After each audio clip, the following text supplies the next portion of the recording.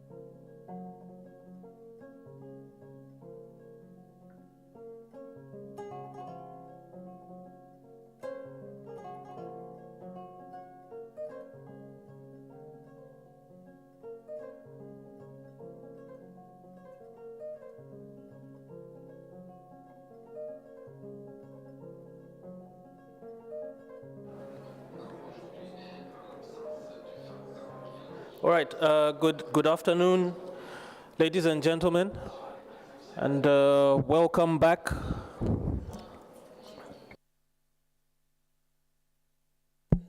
I think to start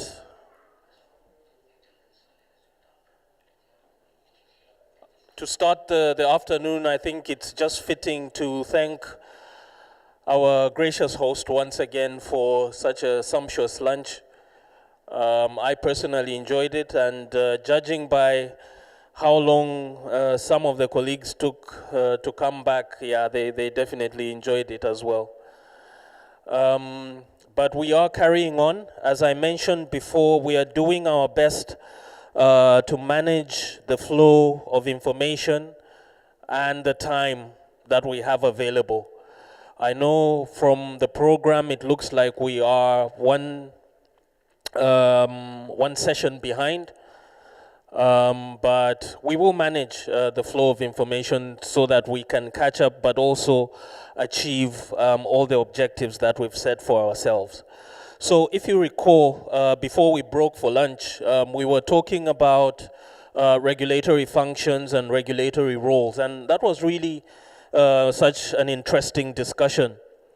One of those roles, we're going to delve into it a bit deeper now. In fact, from this afternoon right through to tomorrow, we will be looking at some of these roles one at a time, starting with one which I consider to be perhaps one of the most important and also potentially one of the most contentious ones, because there may be multiple views regarding this subject.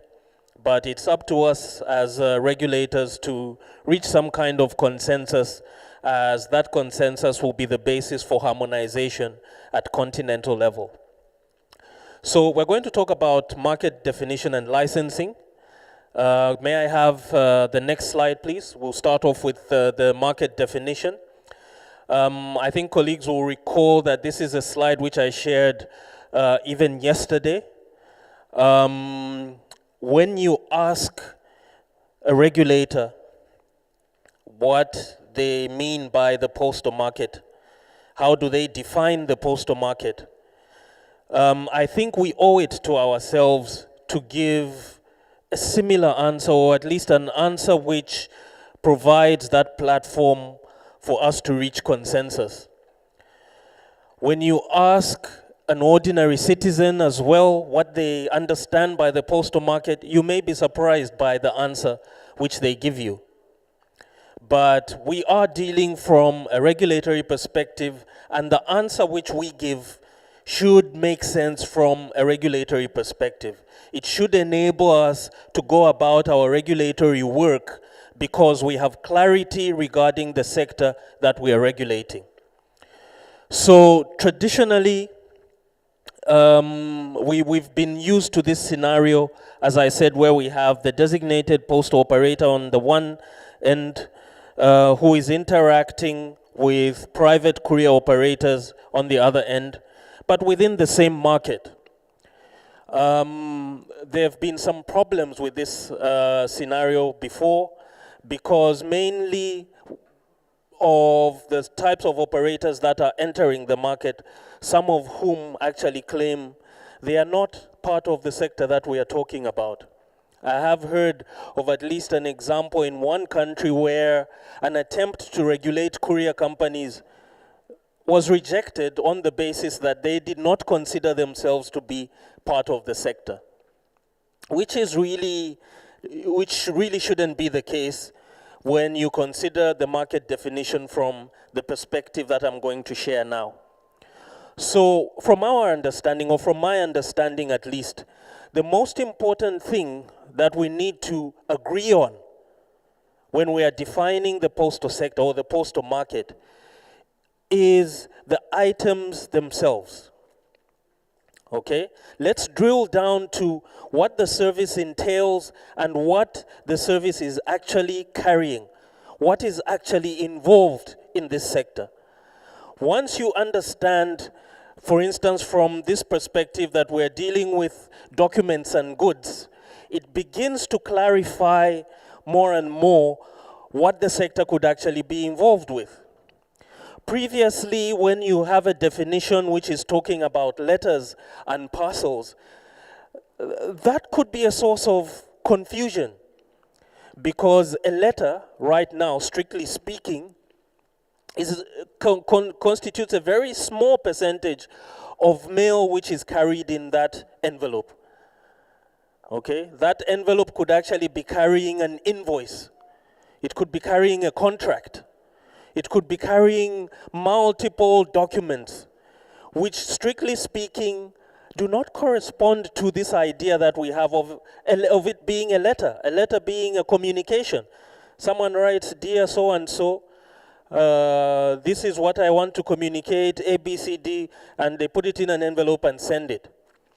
Especially also from the consumer's perspective, that definition of it being a letter is also confusing for them. So what I want us to agree on and to understand is we have moved past defining the sector according to letters and parcels, but defining it according to documents and goods. This is, strictly speaking, what the sector is involved with. Now, this is where the story becomes interesting. How are those documents and goods being accepted? How are those documents and goods being processed? How are they being conveyed? And how are they being delivered? When you answer those questions correctly, this will give you a clear distinction between what is in the postal sector and what is not. Okay? So I think I won't dwell so much on this particular slide because I did share it yesterday, but what I want us to pick up from here is the definition which is based on the business of accepting, sorting, delivering mailable items, these are documents and goods, as a regular scheduled service to consumers. I think all these words bear significance. Okay, when, for instance, in your office, you want to send communication from a branch to your head office, and you send your messenger with this communication and they go and deliver it, does that constitute a postal or courier service? In my view, it doesn't, because then it doesn't meet the criteria of it being regular and scheduled service to consumers.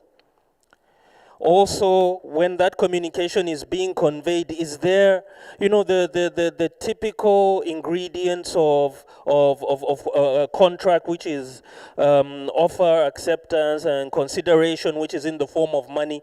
Is it present in that transaction? I don't think so. But you do need to satisfy that criteria if you are going to convince yourself that the service you are looking at is indeed a postal service which is falling squarely within the postal market. Yes, madam. I was saying, when I look at that definition, I was saying that when we were drafting our rules, one of the couriers said that sorting is not in their business. So they say defining postal services in their understanding is that sorting should not be included. So I was wondering, now you have included sorting into that definition, so I was wondering if it would not create some kind of that argument which they were putting forward, that as couriers. Yeah, I understand your question, and I think to answer it, those processes are not meant to be mutually exclusive. We are not saying each operator should do each and every one of those processes to qualify. They can be doing one of them. I think we got this even from our interventions yesterday. They can be doing one of them. They are part of the sector. They can be doing two of them. They depending on the technology that is available to them, they may not need to sort. They may have a system which allows from acceptance straight away to delivery. That means they do still qualify. So it's not meant to be, I don't mean to make those terms mutually exclusive, that if you don't do this one, then you don't qualify, or if you do this one alone, then you don't qualify. We are supposed to be able to identify any of those processes among the regulated entities that we are dealing with. I hope that is okay. So, yeah, what has happened to my presentation, colleagues? Yeah, thank you. So, yes, again, if you are going to be arguing with your courier operators on that basis, you should still also attack them on the basis of, are they carrying documents or goods, or both? That is exactly what they are doing. That is precisely what they are doing. That is precisely what the bus operators are doing. That is precisely what the Uber type of service is doing. Also, when Amazon sets up its own delivery mechanism, that is precisely the same service they are offering. They are indeed dealing with documents or goods, which they are accepting from one end and delivering on one end. Okay? Let's move to the next slide so that I can clarify this more. I think even this one, the value of this slide is simply to show the status as it is, and how, you know, when we try to compartmentalize the sector, we always run into roadblocks. Because when you see, for instance, the courier and express and their interaction with the supply chain logistics and their interaction with freight, what they will have in common, what will make these all to be considered within the same sector, is the same documents and goods that we're talking about. The main distinction here is actually the weight. Okay? So traditionally, weight has been such a significant determinant of our market definition that sometimes, in my view, it has been applied arbitrarily. Okay, when you say the postal sector ends at 30 kilos, who says it should be 30 kilos? So are you telling me that a parcel which is 31 kilos is not subject to regulation? Or a parcel which is 35 kilos being handled by precisely the same operator? So what I'm talking about here is not necessarily the situation as it is right now, but it's the situation as it could be, where we will find ourselves in a market which is not, strictly speaking, talking so much about the weight, but is talking about the document or the good, and it will be on one continuous line from light items to heavy items. Okay? This is, I'm just restating my prediction that I gave yesterday, that we will find ourselves in a situation where we have, on one end, a single envelope, a few grams. On the other end, we will have a very heavy parcel, perhaps 100 grams, 100 kilos. And the service providers that will be carrying these will be one and the same. Each one will acquire the capabilities to do the small as well as the large. And when we look at this market, this continuous line from heavy to light, as regulators, we should be in a position to recognize that the service which is being provided is actually the same one. All that is different here is the weight. All that is different is the weight, but the service itself is still somebody on one end interested in sending something to the other end. And there is this service provider that is making it happen. And the concerns that you have for that service provider are the same regardless of whether it is a large item or a small one. You are still concerned with, what if it gets lost along the way? What if it gets damaged? What if it gets delivered to the wrong place? What legal, what regulatory remedies does the consumer have? And I'm sure you will agree with me that it doesn't matter who is doing this service. What requires regulation is the service itself and those outcomes that we are interested in, those desirable outcomes for that service. Let's move to the next slide. I think that will provide even more clarity. So, what we are supposed to understand from our market definition is that we need to know, first of all, and agree, as I said, that we are dealing with a market that is handling documents and goods. Okay, that is the basic distinction. Secondly, there is a sender and a receiver. In some cases, the sender and the receiver may be the same entity, but for all intents and purposes, we have somebody on one end sending something and somebody on the other end receiving. And this could be a customer to customer, which is you to me, or a business to a customer, that's another model, or a customer to a business, or indeed a business to another business. All these qualify. As I mentioned before, the other criteria is any of those processes there. But in my view, and as my colleague from Lesotho has pointed out, what is most critical is the fact that there is acceptance on one end and delivery on the one end. We will be technology neutral in our approach as regulators. We will not necessarily care so much about the process in between. But when we are defining this service, we understand that there is something coming in on this side and something being delivered on the other end. Also, what is most critical, it has to be offered as a service to consumers. This is different from intra-company communication, as the example that I gave. And also, it has to be regular and scheduled. You can't wake up one day and go and penalize somebody who is occasionally, okay, on just this single occasion, they wish to send something from one end of town to their relative on the other end, and they give it to another relative to say, can you go and give so and so, and you go and penalize that relative and say, no, what you are doing is a postal service. This is regulated. That should not be the case. That is an occasional thing. It's not a business. It's not regular, it's not scheduled, they are not accepting money for offering that service.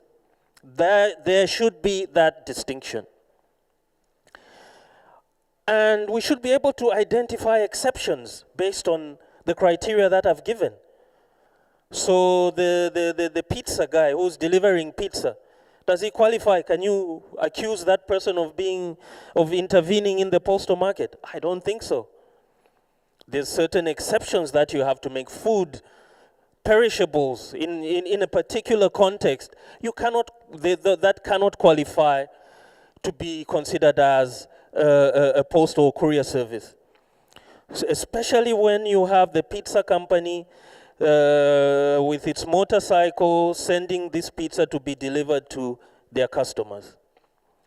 However, when you consider the nature of the food that is being delivered, I think the main criteria there is the shelf life, how perishable it is, when it's meant for consumption, and so on. Because some food items do actually qualify to be considered as goods, depending on how they are made up. So, for instance, dried fruit, things like biscuits, maybe. In some contexts, maybe even chocolates. You can order chocolates from Belgium, and these chocolates, although they are food, the channel that they will use is a postal channel to get to you. So I know it is a complex environment, but as regulators, we should be absolutely clear what we are dealing with. And we should be in a position to identify what is and what is not within the scope of regulation. So these are the criteria which I would recommend we bear in mind when we are making that distinction. Can we move to the next slide? I would now like to talk about licensing. I think this is one of my favorite regulatory functions. As I mentioned before, next slide please. As I mentioned before, I particularly like licensing as a regulatory tool because of the relationship it creates between the licensed entity and the one who is licensing. Okay? So I think there was mention of a term like an entry ticket, if I remember correctly. A license is such a thing. In order to play in this market, you need to be licensed. In order to enter this market, you need to be licensed. So on the one end, on the one perspective, it is the ticket which allows you to play. Secondly, it is the relationship that it creates, because a license allows the regulator to specify certain things that you want the licensed entity to do. It also allows you to specify sometimes how you want them to do it. There is no other tool in our regulatory arsenal which can achieve what a license can do with such effectiveness. So let's talk about it a little bit. What a license is, my apologies, I had the English and the British version there. I should have ventured forth to try and get one from the Spanish perspective. I met someone from Equatorial Guinea today, so they speak Spanish there. I should have ventured to get a French perspective as well, but they are all talking about the same thing.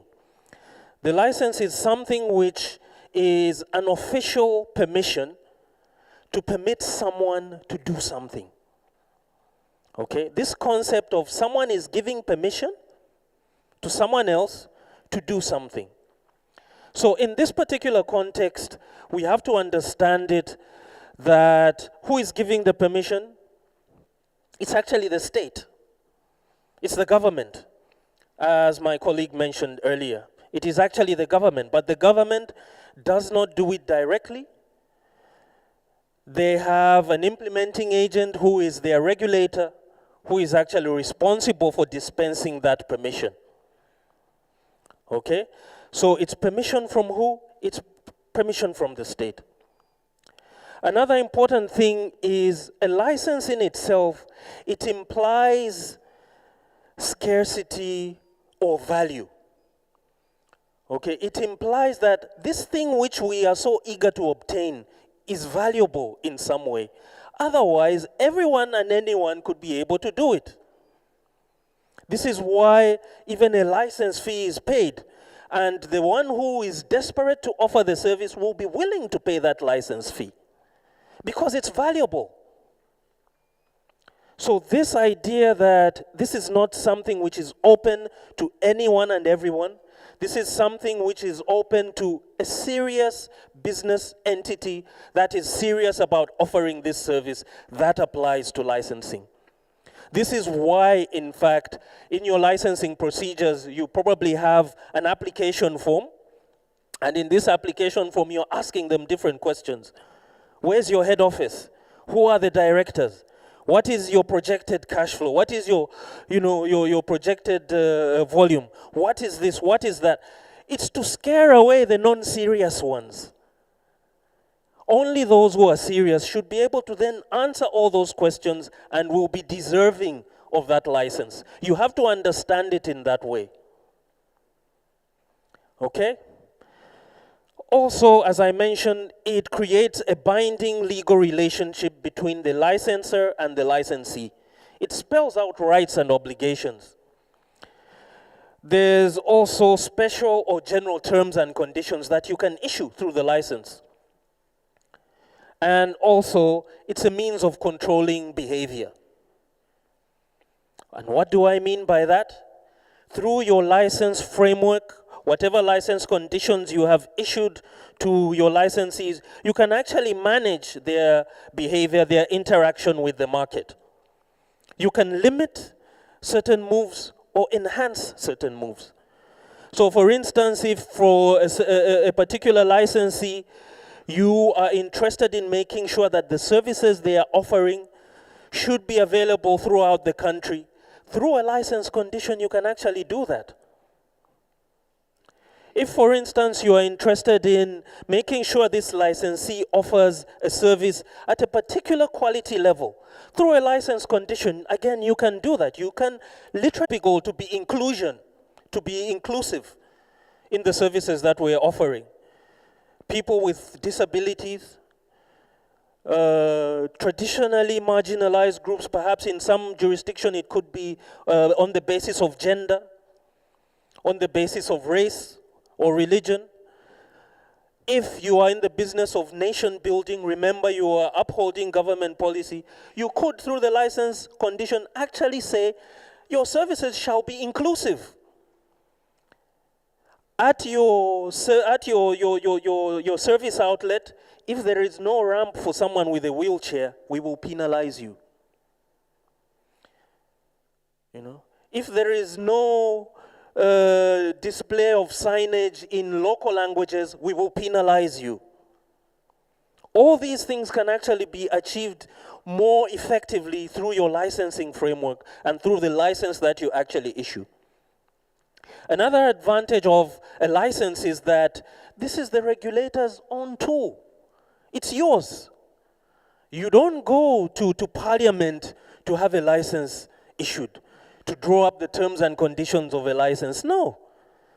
That is a decision of you, the regulatory professionals, and your legal departments. You are the ones who draw up those license terms, and you have the flexibility. Should the market evolve in a certain direction, you can actually utilize that to react accordingly.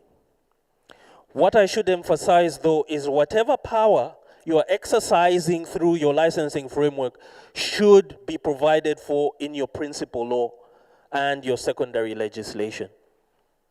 It is poor regulatory practice to introduce something through a license which is not supported by law. I hope you cannot simply wake up and pack anything into that. The conditions, let me paint a clear picture for you. If your law says the regulator shall specify quality of service standards, the regulator shall specify postal security standards. They shall monitor the provision of this. The regulator shall monitor submission of information. That is in your law. Any license condition that you then develop should be using that as a reference. You cannot then start talking about other things. The postal entity shall employ so many people, and they shall, invest in space technology and something else which is not in the principal law. That is poor regulatory practice. And now more than ever, some of the operators are actually so vigilant in noticing when such a mistake has been made. I don't know, there are some jurisdictions where regulators are taken to court regularly for interpretation issues like that. And we can do ourselves a favor by simply avoiding such a mistake. Yes, the license is a powerful tool, but it should always be supported by what the law says. Okay, let's move to the next slide. Licensing as a means of market definition and management. Yeah, what I'm trying to say here is because of the, or by virtue of the license types that you are issuing, you're actually using your licensing regime to define certain segments in your market. By the types of licenses that you issue, you actually have a role to play in shaping the makeup of that market. You actually can determine whether you are going to have many large operators or many small operators or many large operators mixed with small operators. You have the power to determine whether you are going to encourage operators which are localized in a certain town or operators that can function throughout the country. The license framework allows you to do that. How? By the types of licenses that you issue. For instance, I think the recommended practice now is to have what is called an individual license and a class license. The individual license is a major license which is issued predominantly to the DPO because of its socio-economic significance, also because of the special conditions that go with it. There is designation involved. It is through that license that is achieved. The USO is given through that license. So that license is typically given to one entity. It is a major license, and even its renewal period is much longer. As opposed to a class license, where you're talking about a class of operators. So you can say, let's issue a license to all the operators that function within the same city. That is a class of operators. Let us give a license to all operators that function domestically throughout the country. That is a class. And what the class license allows you to do is to give general terms and conditions which everyone in that class must adhere to. It avoids, this idea of tailor-making license conditions for each entity. You Sprint courier, you shall abide by this, while this courier must abide by this, which is slightly different from this one, while FedEx should abide by this, which is slightly more. It avoids that. If you are in this class, whatever conditions we set up apply to everyone. That is the reasoning behind the class license. I think another important thing to note from this slide is that simplicity and clarity are key. And what do I mean by this?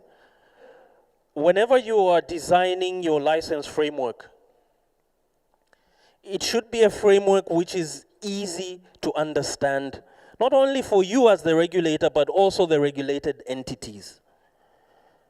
One of the ways you are going to achieve simplicity is by avoiding a framework which promotes multiple licenses for one entity. Let me give an example. In your hierarchy of licenses, you have the ability to offer international services. Okay? Let's say you consider that to be your most superior courier license. Now, an entity which acquires that license also wants now to offer the services domestically. You are not going to require, or you should not require, that licensee to obtain another license for the domestic service. The domestic service now wants to offer a service within the same town, which you are calling an intra-city license. If they have that license, they shouldn't be required to get the inferior license. So the hierarchy of licenses should be such that when you choose the most superior license, you are deemed to have acquired the authorization to offer all the services under. However, when you start on the lower end of the spectrum, you are acquiring the local service license, you should then be prevented from offering the international service because it also speaks to your capability. Let's put this in practical terms, and I'm choosing DHL because I think everyone is familiar with it. If DHL acquires the commercial courier service license, and this is a license which allows international service, when they want to offer a domestic service, they shouldn't ask for another license. You are complicating matters.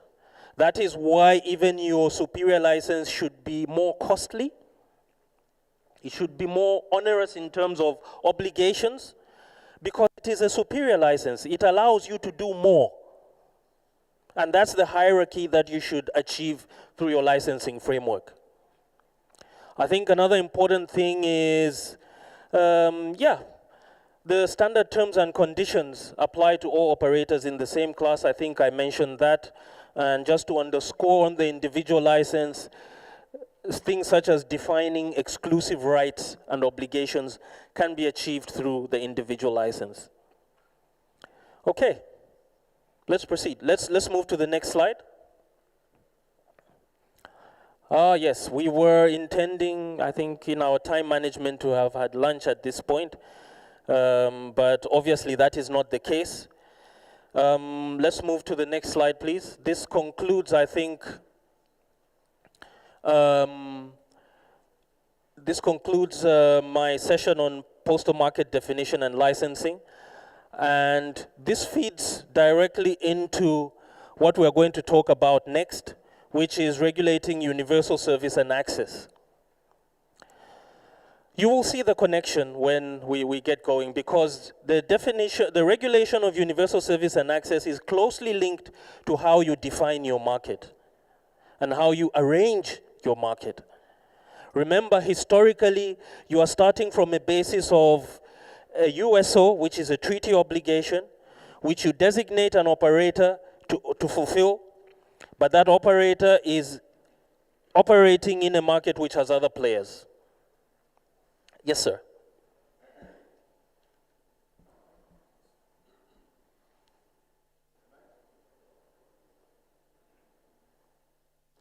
Can we have a microphone quickly?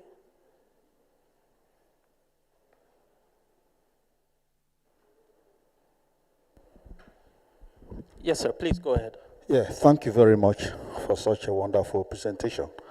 You have just gone through the processes of license conditions for postal services.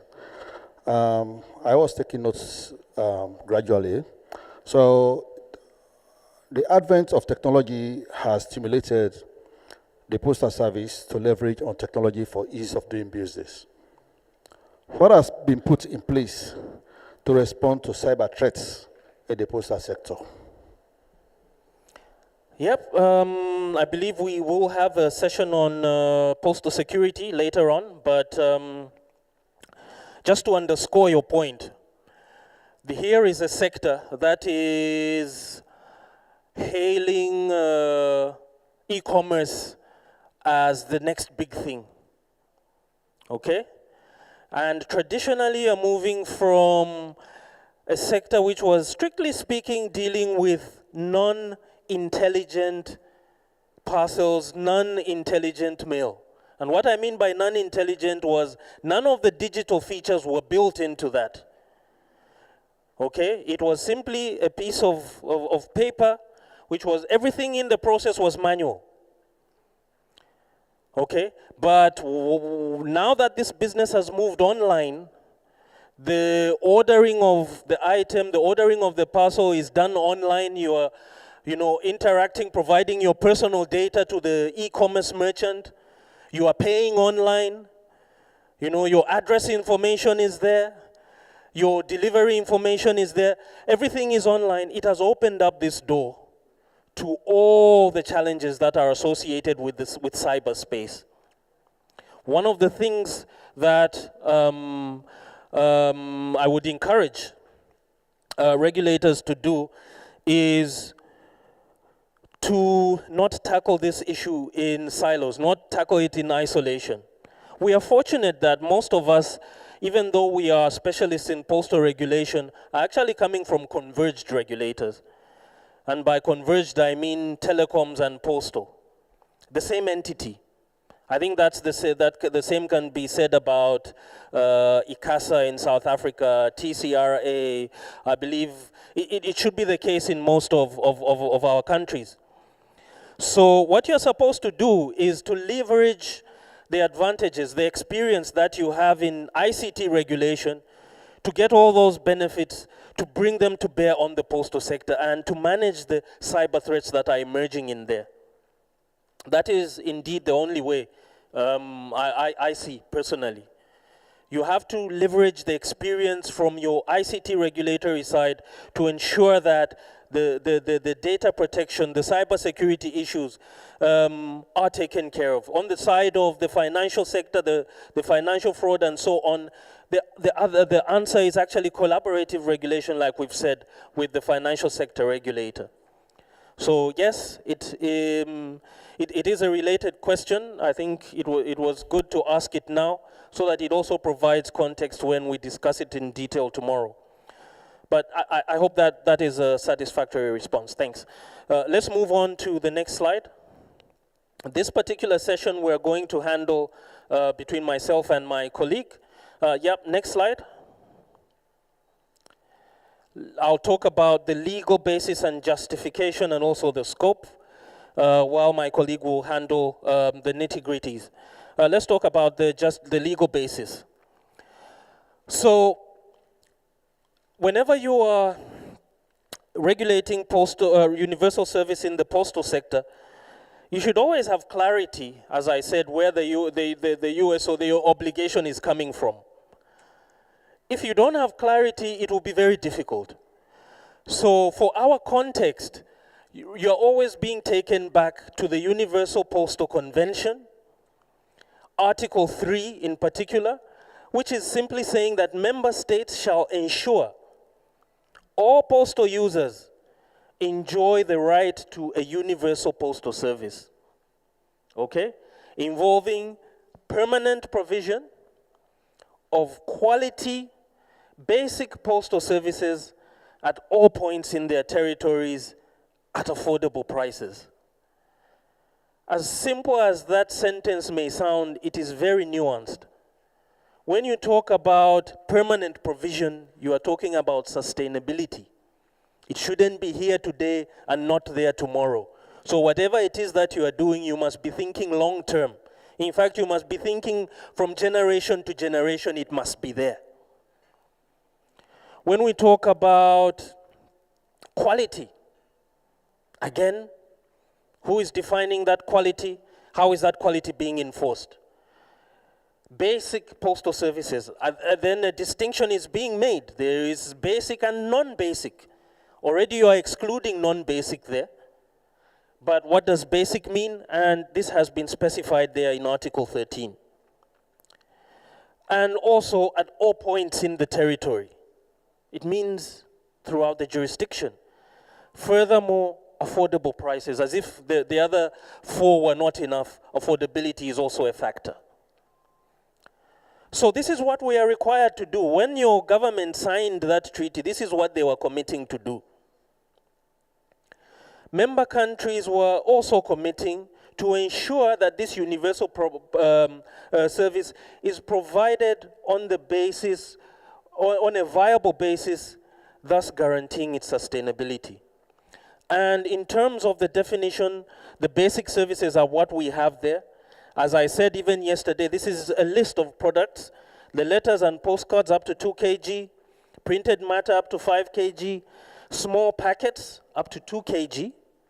Let me pause on the small packets, because if we have all been following the debate at UPU level, we all know and understand that the small packet, even though it's a letter post item, is actually the best proxy we have for e-commerce traffic, because most of the items that are being ordered and delivered online are actually finding their way in the form of small packets. So yes, we do have an avenue, though limited, to extend the universal service to what, for all intents and purposes, could actually be parcels or small parcels throughout the jurisdiction. But I thought it's important to make that distinction, because now, as the definitions stand, we do have a letter post item, which carries goods which should be provided universally. Okay? Parcels up to 20 kg. What I want to say about the parcels up to 20 kg is that in the same UPU convention, there is a provision for countries to make what are called reservations. So it's something which is stated there, but as a country you can choose not to comply or not to adhere to it, as long as you follow that due process to say, no, for us, we shall not include parcels. There is that option that has been given. But for all intents and purposes, whenever we are looking at the USO, this is what we're looking at in terms of Article 13. What is most important to understand is that countries on their own are then given the leeway to define access standards. The UPU does not dictate those. All they are saying is, here is a set of basic services that you must provide everywhere, permanently, affordable. Here is the set of services. How you do that, how you measure when we say accessibility, that is your business. When we say affordability, that is your business. You are the one who determines what is affordable. When they say viable, you define viability. The UPU is not involved. Dwelling a bit more on accessibility, when they say throughout the territory, you are the one who will dictate, okay, for me, throughout my territory means in every province. Or it means in every town. Or it means every single individual. How you define access matters. And you have been given that leeway to define access. Okay? I hope that is clear. Let's move to, I think, what did I have on this side? Yeah, okay. So the scope, yes, let's remember this is a treaty obligation. There is a minimum set of services, and the UPU does not define quality of service. The frequency of delivery, again, they are not the ones who define that. Remember, that is an accessibility parameter, which you are the one as the individual country that is defining. Individual member countries can also add to this minimum set of services. I think that one is key. Okay? So what this is actually saying is that above and beyond the letter, parcel, literature for the blind and MBAG, as an individual country, you have the leeway to include more. If you determine as the country that postal financial services should be universally accessible, you have the leeway to do that. As you are specifying your obligation to your DPO, you include. If you decide that financial services on their own are not enough, we want even access to government services, and we say the motor vehicle license, for instance, and the passport application, you have the freedom to do that. In fact, in the Southern African region, where I come from, when we are measuring the implementation of these regulatory guidelines on an annual basis, one of the things we ask is, above and beyond the UPU convention requirements, how many of you have included other services as well? And we get pretty interesting answers. And this is a guided question where we have put a tick box next to financial services, we have put a tick box next to government services, and we have a tick box next to what we are calling other. And we have had some jurisdictions who have ticked the other, and they've come up with brilliant ideas, which we never even thought of. But what they are simply saying as government is, this is a service we want to be universally accessible through the postal network. And we are free to do that. Also, member countries determine how to fund the USO. Remember, we are talking about the sustainability question, the permanence question. How do you ensure that the USO is permanent? Well, the theoretical background is that because this is an obligation, you are actually asking an operator to provide services below cost. Okay? You are actually sending them somewhere where it makes no economic sense to go. That is, the theoretical basis we're using here. Yes, there could be exceptions where the USO could actually translate into the O being an opportunity, but 9 times out of 10, it's a burden, this obligation. And what this entails, what this implies, if the service is being provided to communities who are not able to pay commercial rates, they're not able to pay the prices that are related to cost, it means somebody somewhere has to fund that service. Otherwise, it will collapse. Okay? So as an individual country, you then have that leeway to determine how you're going to support the USO financially. And remember, this is when and if you determine that it is indeed in need of such support.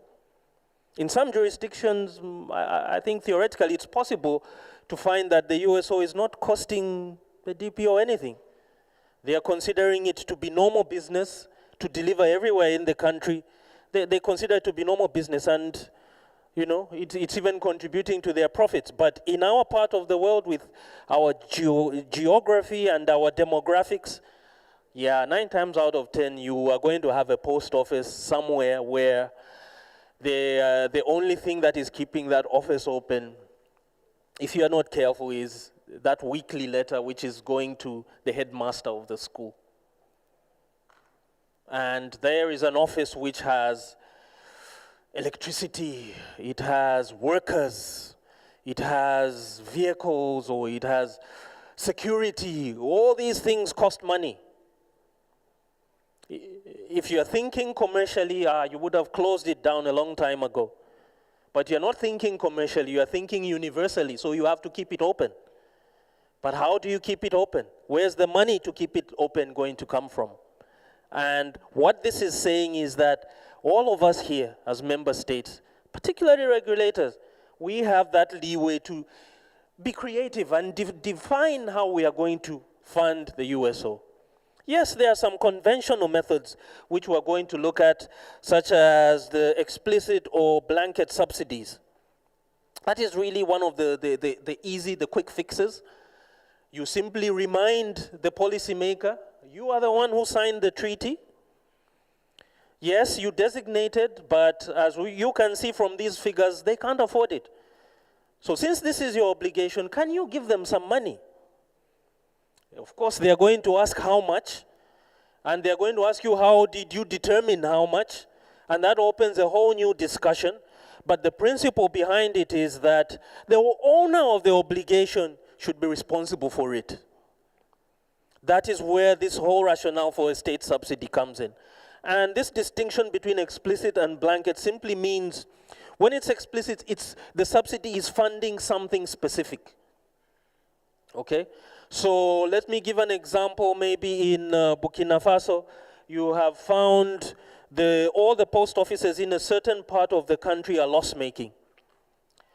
And you go and ask the government for a subsidy which is going to support specifically those 4 or 5.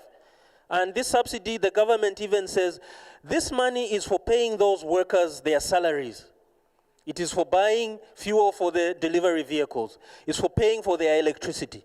And please make sure it only goes there. That is what a specific subsidy, an explicit subsidy is supposed to achieve. It's helping a specific problem. It's different from a blanket subsidy where you simply go to the DPO and say, DPO, here's $2 million. And then you have no say in how they use it. And you are saying this $2 million is support for your USO. And then they are at liberty then to say, okay, well, let's put 500,000 here, let's put 200,000 here, let's put this much here. That is what a blanket subsidy is able to achieve. Both of them have their advantages and disadvantages, but what I want to drill in is this principle that the owner of the obligation has a role to play in the sustainability of the USO. The second one, the USO funds. I think this one is readily used in Africa. It's one of those mechanisms which is gaining traction, it's gaining momentum very quickly. However, the distinction I'd like to draw is that in some jurisdictions, this USO fund is sector specific. In some jurisdictions, it's not sector specific. In some jurisdictions, for instance, you will find all licensed entities are paying a small levy towards that fund. And then once those funds land in that bank account, the regulator or an agency that they have set up for managing USO funds is then free to determine the USO requirements for all the sectors that contribute. And they will say, yes, we have $5 million in this account. 1 million will go to postal. 4 million will go to construction of communication towers. Depending on the greatest need at the time, this board of directors of the fund will make that determination. But the advantage of having a non-sector specific fund is simply that the more service providers you have paying into it, the more money you have. It does have its management complications because operators are very funny sometimes. They will say, okay, we are paying into that fund. Here I am MTN, I am Airtel or Telecom, so and so. I pay into that fund. And then all the money that is in that fund, you're not even using it to improve my network in any way. All the money is going to building post offices. I won't have this anymore. Operators have done that. Okay? But it is from your perspective as government and regulator to make them understand that universal access is universal access to development. That money doesn't have the telecom's color on it. Once it enters that account, it's money for government to spread development. That's the principle again. The disadvantage of the sector-specific subsidy, the fund, is that it's very limited. In fact, most of us are only starting to regulate the postal sector now, effectively. I don't know how many are collecting license fees and USO levies from there. It could be very little money right now. What can you do with that money? Probably very little. Unless you are such a large market, so many licensees paying significantly, then you can have that flexibility. But if you are not, as I suspect most of us are, USO fund will only make sense if it's a multi-sectoral fund. All the entities that are licensed by your regulatory entity pour funds into that fund, and then you are able to utilize that fund to cater for all the sectors which need universal access. So that's what I'm trying to say here. Reserved services, yeah, this has been the traditional historical form of USO funding for the postal sector. But as we discussed earlier, it has its shortcomings. First of all, how do you know that by reserving letter post items under 500 grams for the exclusive right of the DPO, that it will even generate enough money to sustain the USO? Have you measured how many volumes that 500 grams are bringing in? Have you measured how much money they generate from those 500 gram letters? How much is it? You are staking it as a USO funding mechanism, but do you know how much it is? It's probably very little. The second complication is its enforceability. How do you enforce? How do you stop? And here, let me twist it a little bit. Let me not talk about how do you stop the other operators from infringing on the reserved service. How do you? The consumer is the one that is making this choice now. The consumer is the one who has an envelope, and depending on its urgency, is the one who will say, for this envelope, I want it to go quickly. I want to monitor every step of the way. I want proof. I want someone to sign for it when it gets there. It's the consumer who's making that choice. And they're saying, for all these things, I'm even willing to pay more.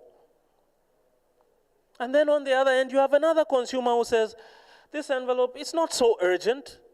It's not so important. As long as it gets there someday, I don't need to pay so much for this. It's the consumer making that choice. So in my ideal situation, we should always be looking at this particular stipulation from the consumer's eyes. And even when we are providing universal services, the service that you want to make obligatory is the one which is, meant and designed for the marginalized, the consumer for whom affordability is an issue, for whom accessibility is an issue. Those are the ones you are providing the service for. Because lo and behold, the other consumers who have a little bit more disposable income are actually able to afford services which have those other value-added features. But you are not going to stop the service providers from offering them. How do you? Because sometimes you are also sitting in this particular situation. You want something to be urgent, you want something to be trackable, you want some proof. But it's less than 500 grams. Is that the basis upon which you will be compelled to choose this operator and not another? It shouldn't be. It shouldn't be.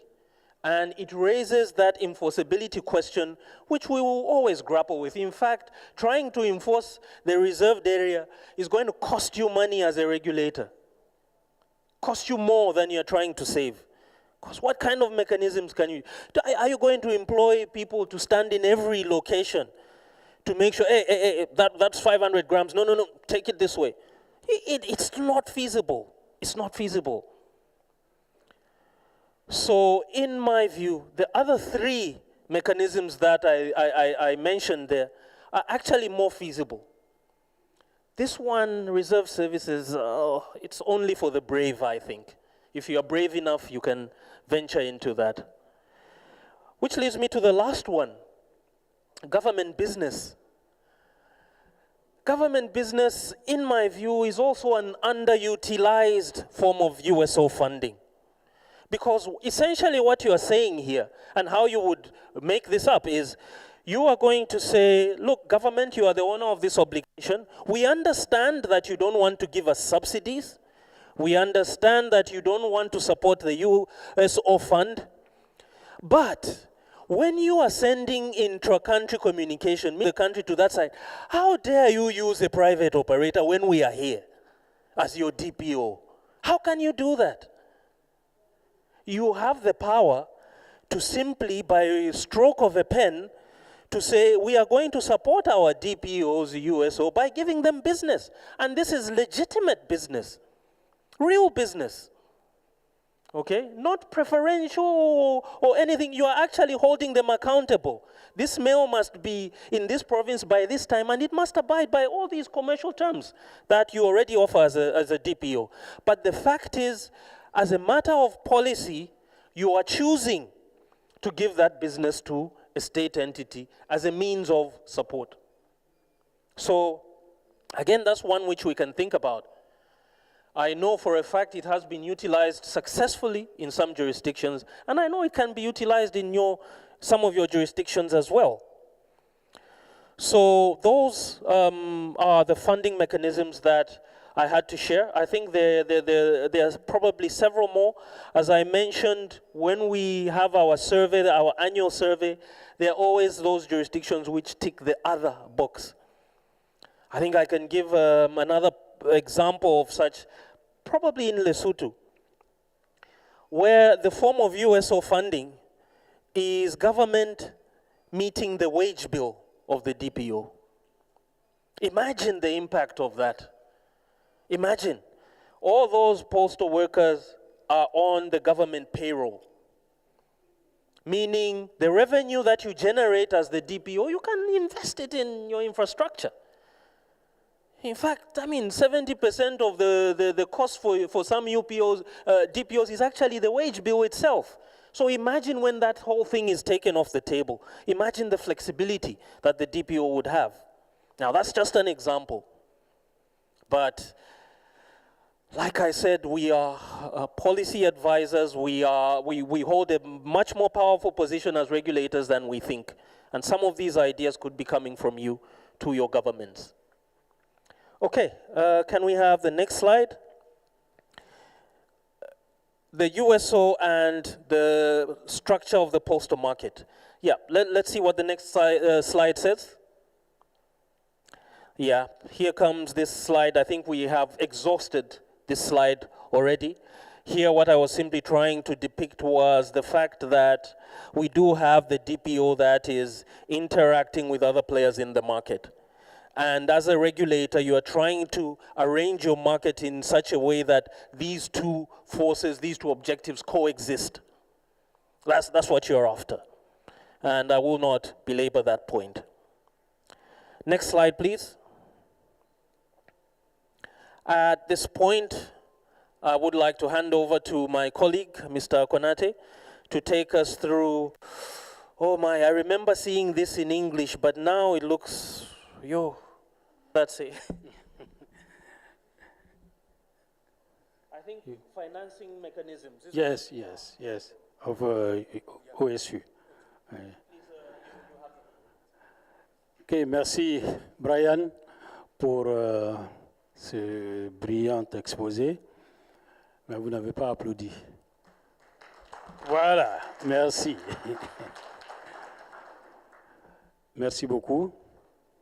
À présent, à la suite donc de Brian, nous allons parler du coût de l'OSU, c'est-à-dire l'obligation du service universel et ses mécanismes de financement. Diapo. Alors, il y a beaucoup de systèmes de financement. Diapo. Ce qu'il faut noter, c'est que l'État est obligé de s'impliquer pour assurer la pérennité du service universel que nous avons largement défini, mon collègue et moi-même, depuis ce matin. Donc, l'État est obligé de s'impliquer pour que ce service dit universel ne s'arrête jamais. Il faut que ce service continue parce que, comme Brian l'a dit ce matin, c'est adossé à la Constitution. Donc, c'est un droit fondamental du citoyen de bénéficier de ce service. Et pour son intervention, il y a un certain nombre de mécanismes. L'État, donc, a prévu que le régulateur en place propose des mécanismes, et les mécanismes-là diffèrent d'un pays à l'autre. Nous allons en parler. Le diapo ne vient pas? Bon.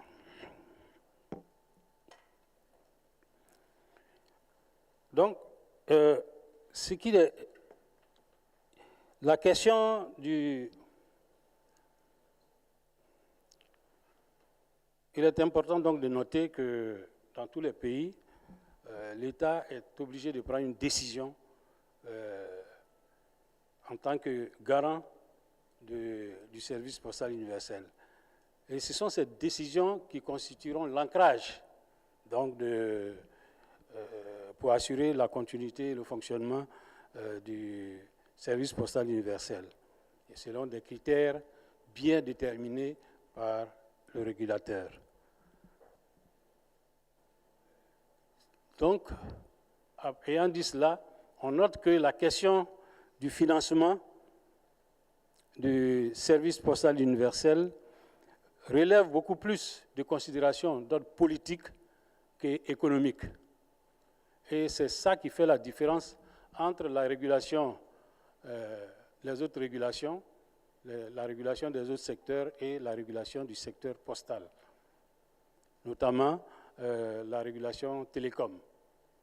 Là, vous avez des acteurs qui se battent entre eux pour prendre chacun sa part de marché avec tous les moyens prévus par le régulateur. Diapo.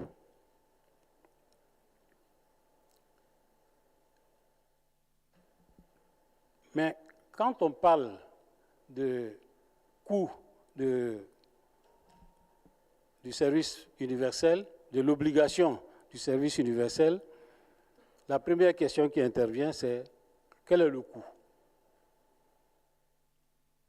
Et ce matin, c'est ce qui nous a amené à parler de comptabilité analytique. Brian l'a dit tout à l'heure, on ne peut pas définir un coût sans se baser sur des calculs méthodiques. Donc, la solution, c'est la comptabilité analytique. Il faut donc pouvoir se fonder sur des critères valables d'appréciation des coûts, acceptés comme tels par les autorités économiques, et sur une définition précise des coûts du service postal universel. Donc, mais dans tous les cas, partout, on est d'accord pour dire que c'est l'ensemble des coûts encourus par l'opérateur désigné pour assurer les prestations qui relèvent de son obligation de service universel. À la fin de son exposé, Brian l'a dit, les opérateurs désignés font face à une obligation qui en réalité incombe à l'État. Donc, toutes les charges que l'opérateur désigné va supporter pour assurer ces services-là doivent être payées pour assurer au moins l'équilibre dans son fonctionnement. Diapo.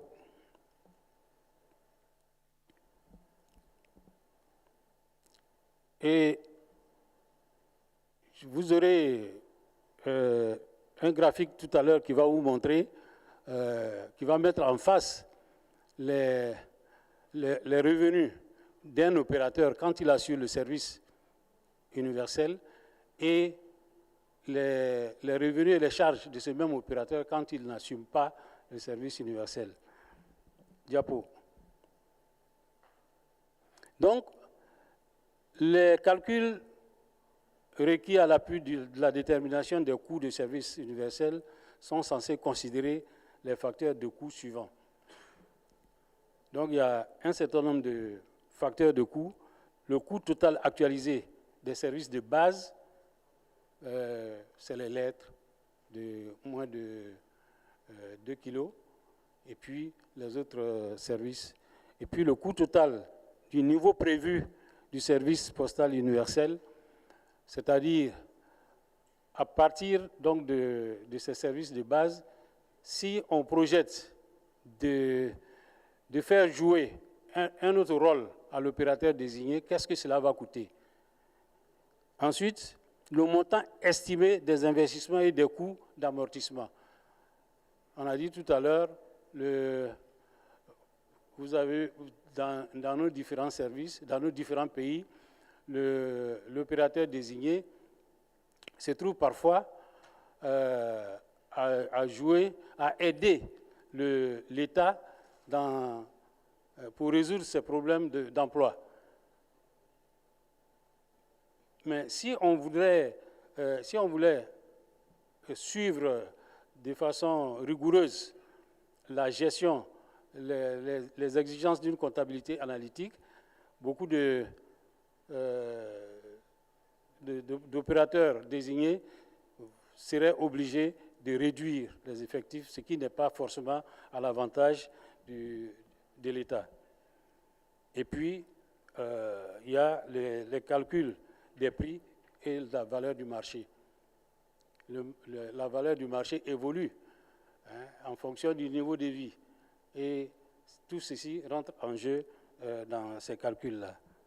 Diapo.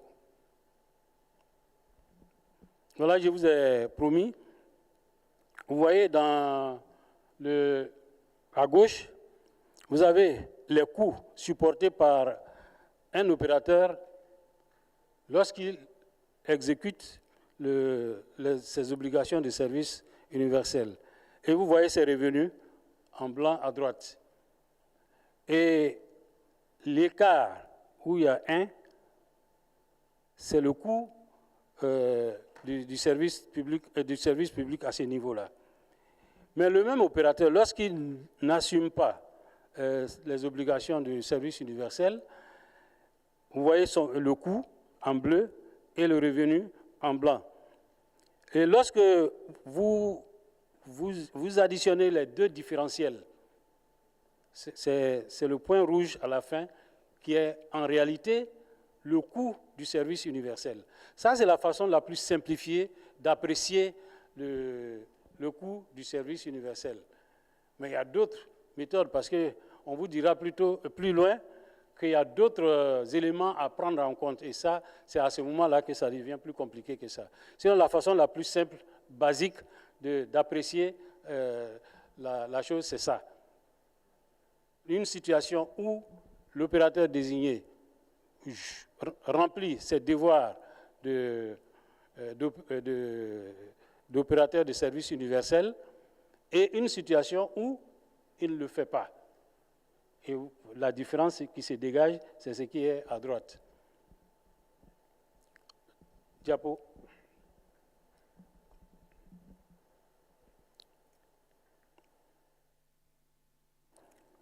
Bon, je vous ai décrit ces différents éléments. On passe puisqu'on en a déjà parlé. Diapo.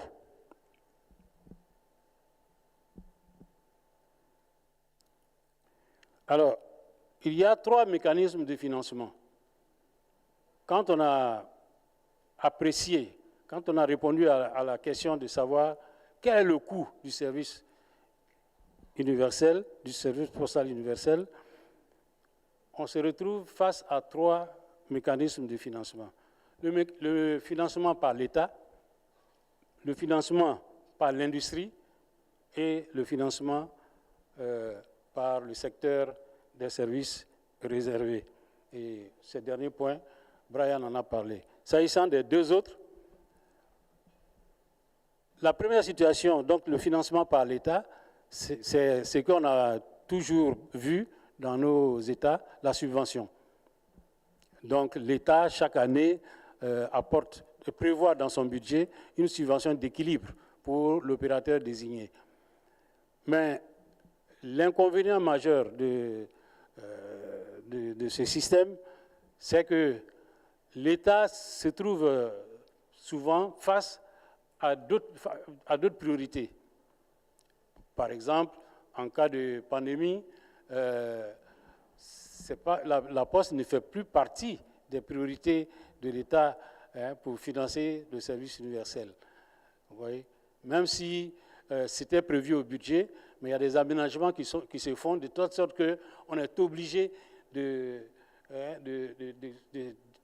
d'utiliser tout ce qui avait été prévu au budget pour financer la situation nouvelle qui prévaut.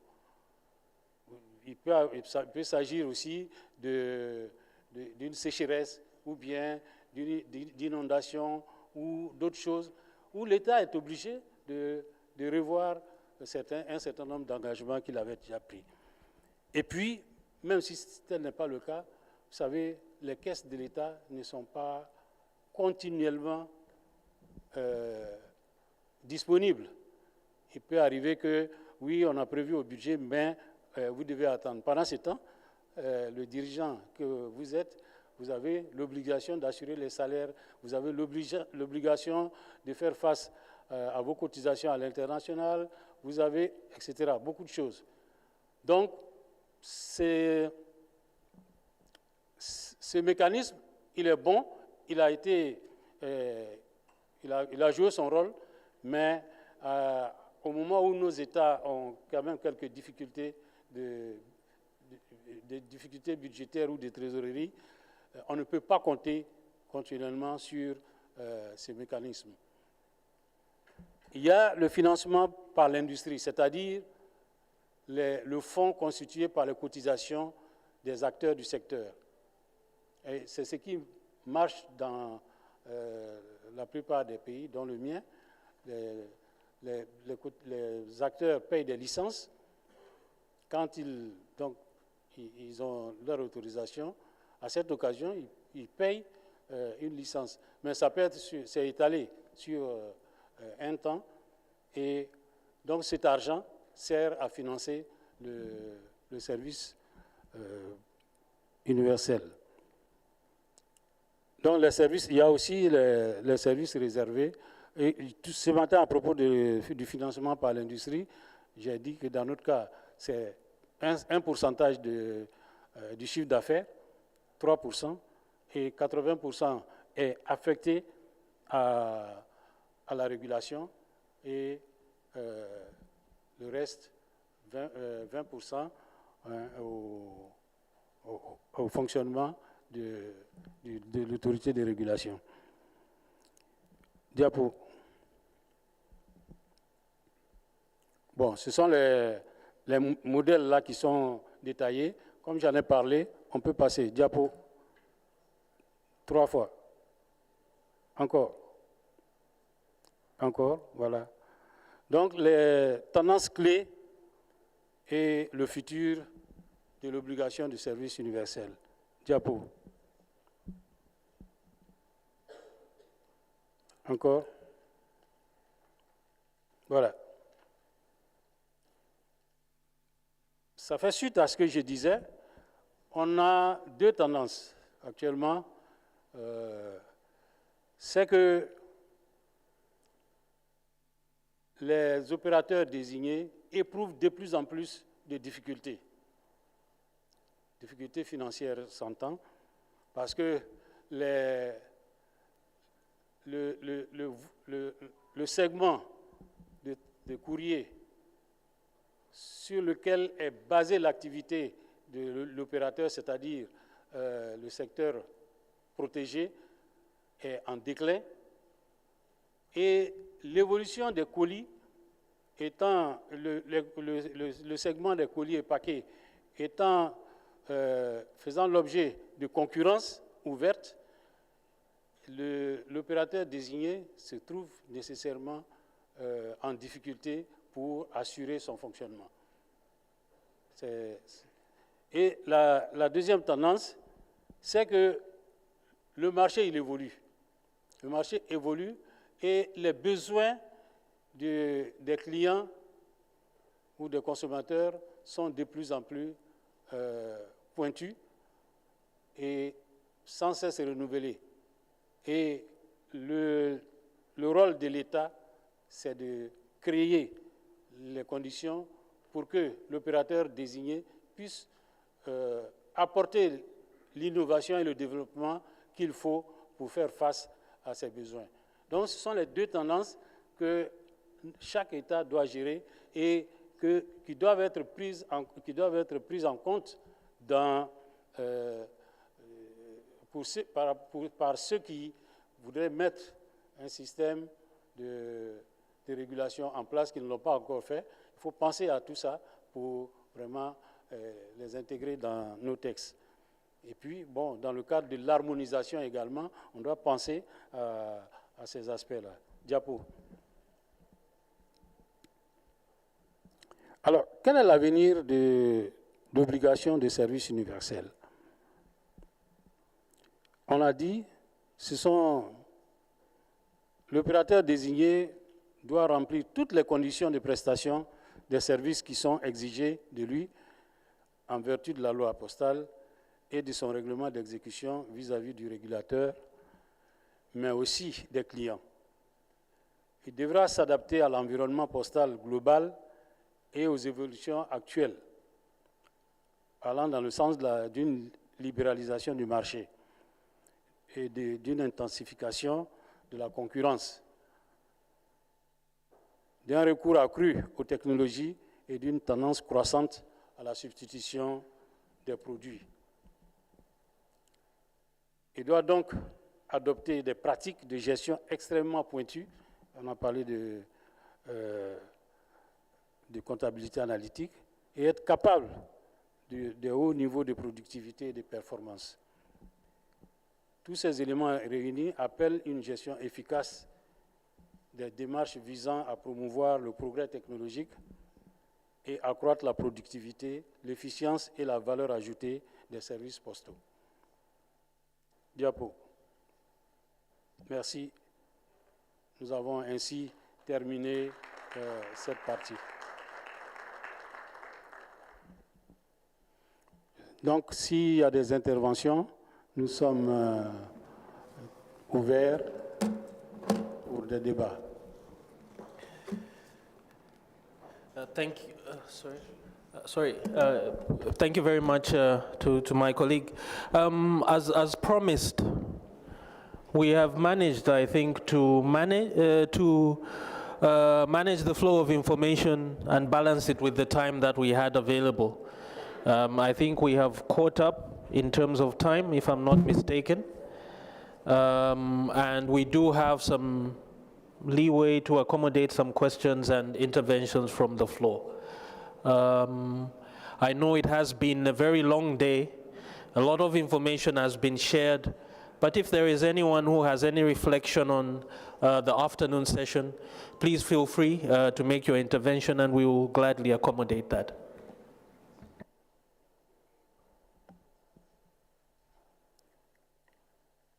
Oui, madame. Ensuite, le Niger. Okay, thank you, sir, and thank you for the presentations. I have a question on the definition of the market. My question would be, we need to also then highlight as to what is excluded when it comes to the definition of documents and goods. And then on the goods, we have indicated that we do not consider food or perishables as part of the courier business. I was wondering if there's a guideline somewhere where we could reference to say these are the types of foods or food that would be delivered that is not considered to be part of courier, because now we have operators, or we've got businesses such as supermarkets that also provide delivery services. And if you've got the pizza company also delivering their pizza, why are they not considered a courier? So I think those are the questions that perhaps we just need clarity on, and a reference document to say, when we speak of goods that are considered in the courier industry, these would be the type of goods that you consider. Thank you. Yes, I think we can take the second question as well. We saw one from there and another one, then we can move to you, sir.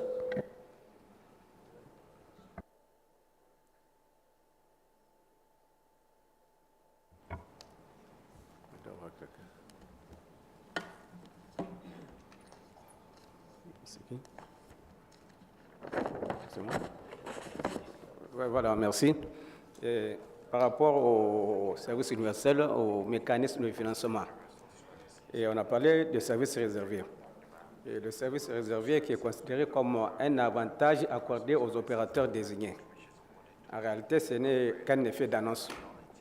Dans la plupart des pays, le service réservé n'est pas contrôlé. On n'arrive même pas à contrôler. Les opérateurs privés à tous les niveaux ne le respectent pas. Maintenant, quelle est la solution qui va être proposée ici et qui va être harmonisée dans tous les pays? Parce que je connais, j'étais en 2016 en Côte d'Ivoire, ils ont proposé, la Poste a proposé d'amener des agents dans les compagnies de transport pour qu'ils affranchissent leur courrier. Je ne pense pas si ça a marché ou non en Côte d'Ivoire. En tout cas, la difficulté est là de faire respecter le service réservé. Merci.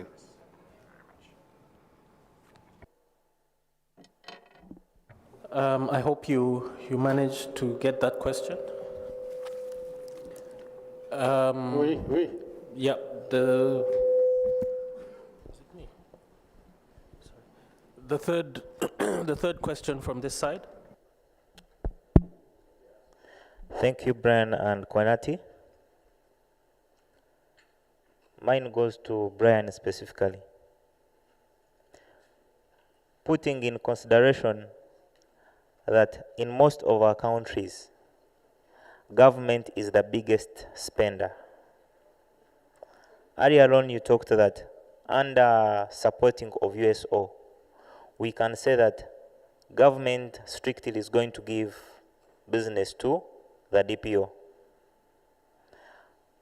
But you find that we have competition laws and regulations tying us. So won't tying government business on only the DPOs become anti-competitive in the long run? Will it be healthy to the postal markets? Assume we consider a 50-50 share of business. Take an example. You are a father, you have 2 children, or you have 3 children, but of the 3 children, you only have 2 bananas,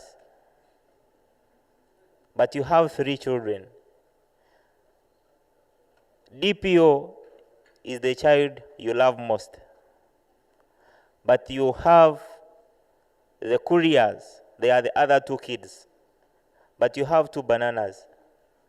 We can say that give the couriers, the 2 kids, each a banana, and tell them to get a half to give it to the child you love most, who is the DPO.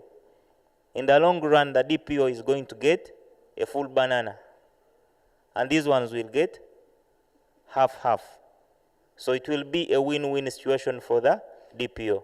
Thank you. That's an interesting question. If perhaps we could pause for these 3, and then we'll take the next 3. Is that okay, colleagues? Thank you, thank you. So the very first question, are there, in your market definition, are there any exclusions in terms of documents and goods? And also when you're talking about food and perishables, is there any reference document? Supermarkets are also providing deliveries. Are they then part of the sector as well? Well, this is how I would like to answer this question. Let me remind perhaps.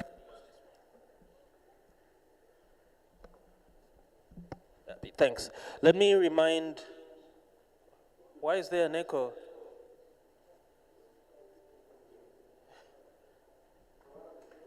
Sorry? Yeah, I think it's off. Okay? Yeah, I think this is okay now. Yeah, perfect. Yeah, let me remind everyone that we are, as we are going along, contributing to the body of knowledge on postal sector regulation. I would encourage all of us to look inward rather than outward for some of the solutions we are seeking here today. There's no one else discussing what we are discussing. And in fact, the outside world could very well be looking at us for solutions. So when it comes to the reference document on exclusions for the postal market definition, I would challenge us as regulators to be in the forefront of developing such an instrument. Let us, I believe my colleague is from the Southern African region at CRASA level, let us at CRASA level tackle that as one of our questions. And our colleagues in West Africa at, is it WAPCO? Have a similar question. Colleagues in East Africa at IACO level, let's look at that question as well. If we are defining the market in this way, we are looking at documents and goods, what are the exclusions? Can we come up with a document that provides that guidance? That when that guidance is applied across the board, everyone will be able to understand it.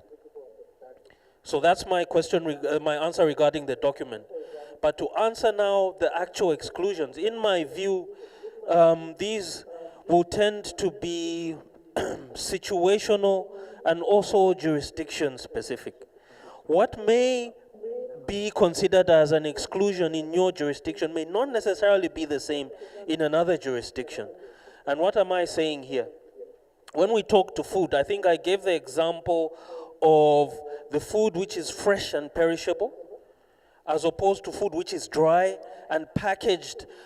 You know, in the, I think in the postal industry we have, is it packaging guidelines or something along those lines, where the packing and makeup of a postal item is something which is carefully defined.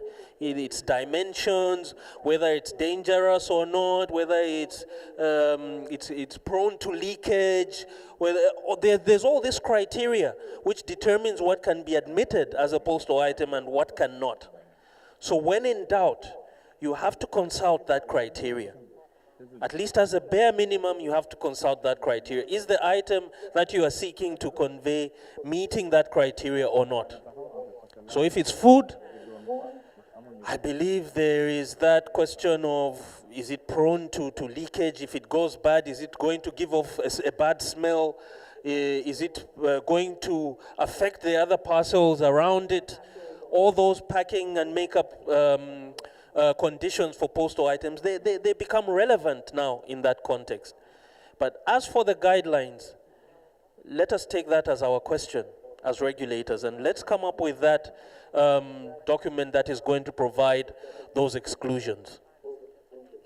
The second question that I'll tackle, I'll leave the second one for you, Mr. Konate, but government is the biggest spender.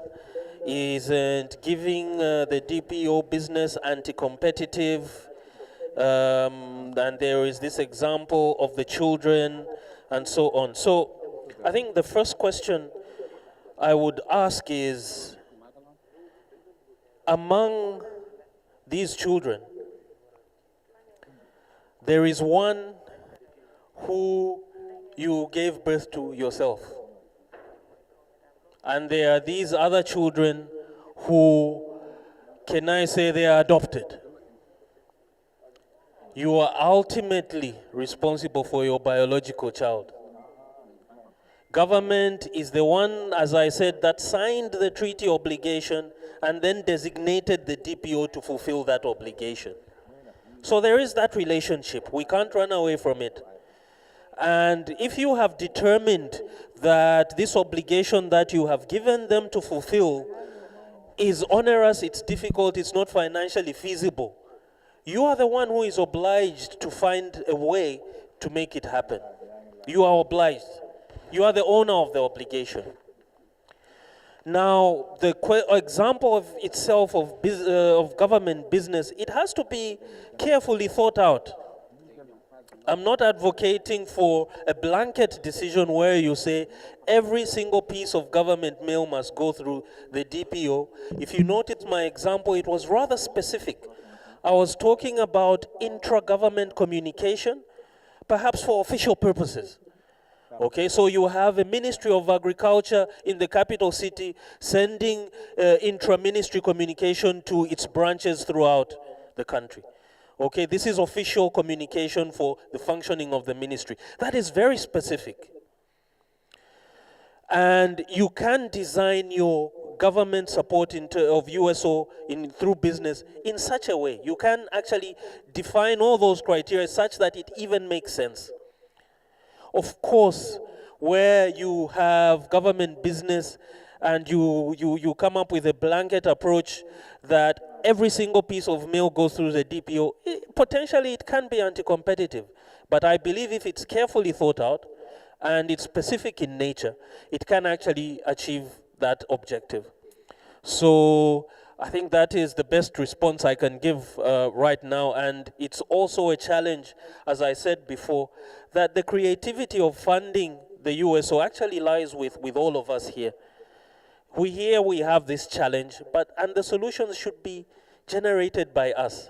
This was just one example, and I believe there are several others. I hope those two responses are satisfactory, and I hand over to my colleague for the second one. I think this one was something to do with we do not regulate all the entities, but I think I didn't get it completely. Bien, merci Brian. À sa suite, donc, je vais répondre à la question relative aux services réservés. Il faut qu'on s'entende sur un certain nombre de points. Le premier, c'est que nos organes de régulation en Afrique sont jeunes. Ils sont en train de se mettre progressivement en état de fonctionnement maximum. Donc, cela va nécessairement prendre du temps. Deuxième chose, c'est que selon les textes, le rôle du régulateur, c'est d'assurer la pérennité du marché. Donc, le rôle du régulateur n'est pas d'aller, si vous voulez, interdire l'activité de quelqu'un sur le marché dans la mesure où cela, en fin de compte, profite aux consommateurs. Mais son rôle, c'est de faire en sorte que cet acteur-là, qui est hors la loi, entre dans le cadre réglementaire. Ça, c'est très, très important à le savoir. Donc, le régulateur, comme son nom l'indique, il régule l'activité entre les différents acteurs, les privés comme le public, et il assure aussi l'équilibre entre la défense des intérêts de l'État, des opérateurs et du consommateur. Parce que pour certains, le régulateur est là pour défendre les consommateurs. Non, il n'est pas là pour défendre quelqu'un, mais il assure l'équilibre. Il assure une gestion équilibrée entre les différents opérateurs.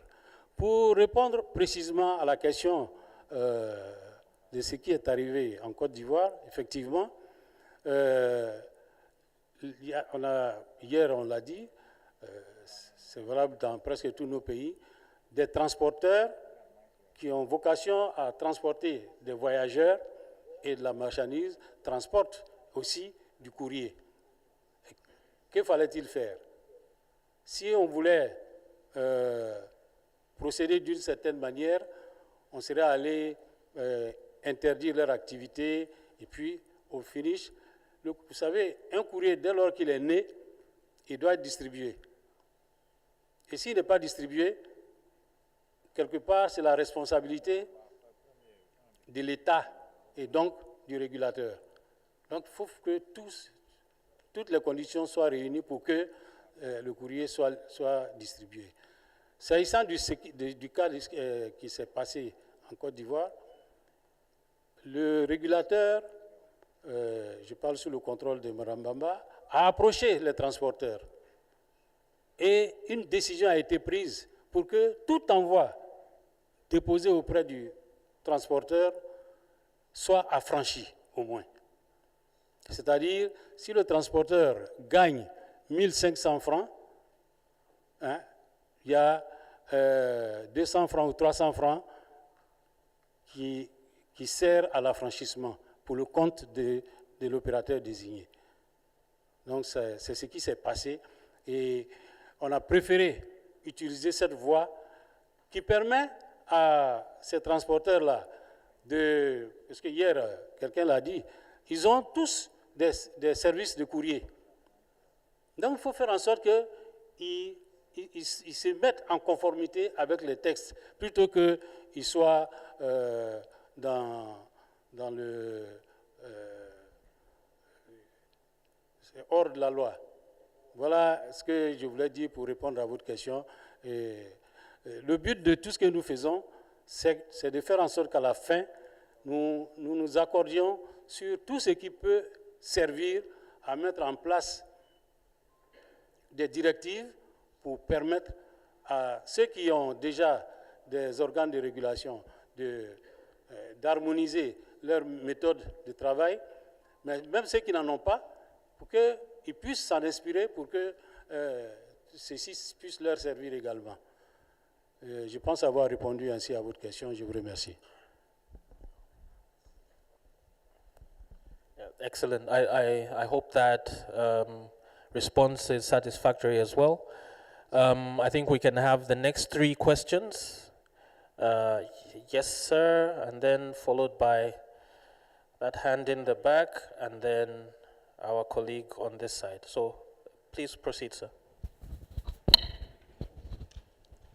Merci beaucoup, Monsieur Mwanza et Monsieur Konaté, pour le cadre d'échange que vous nous offrez.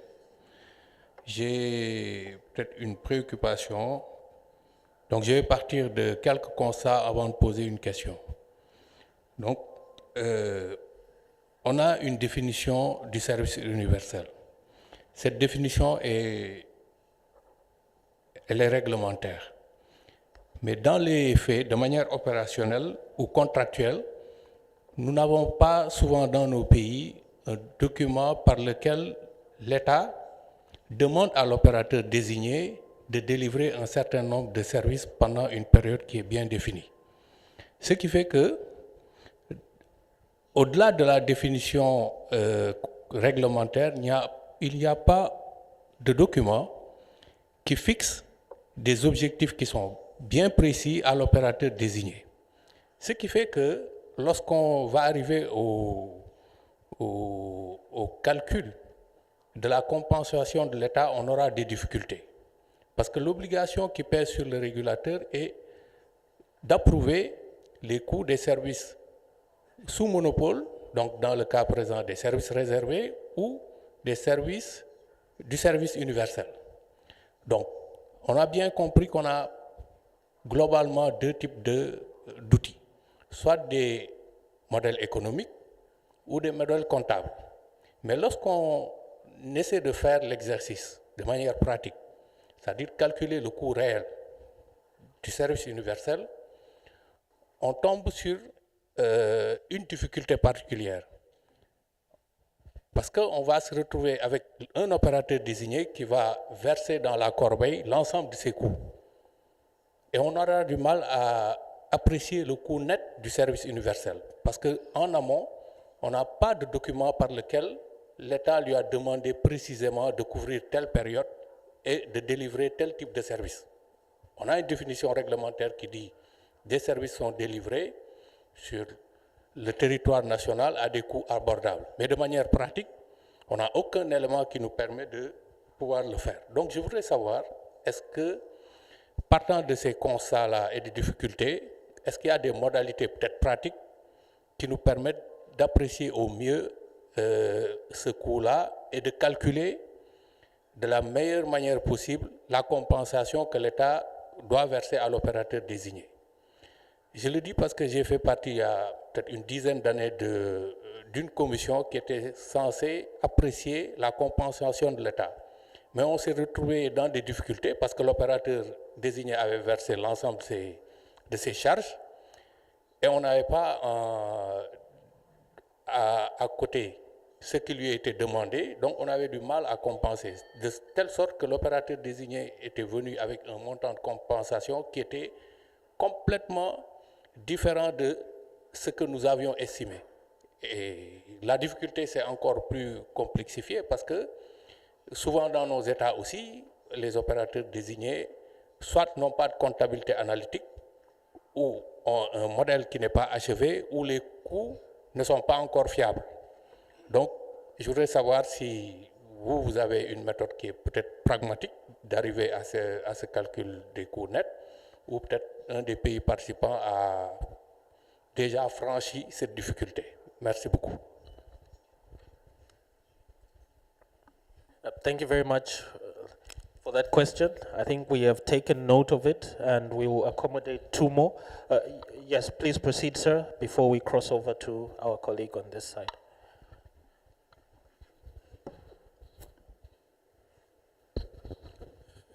Merci les deux camarades.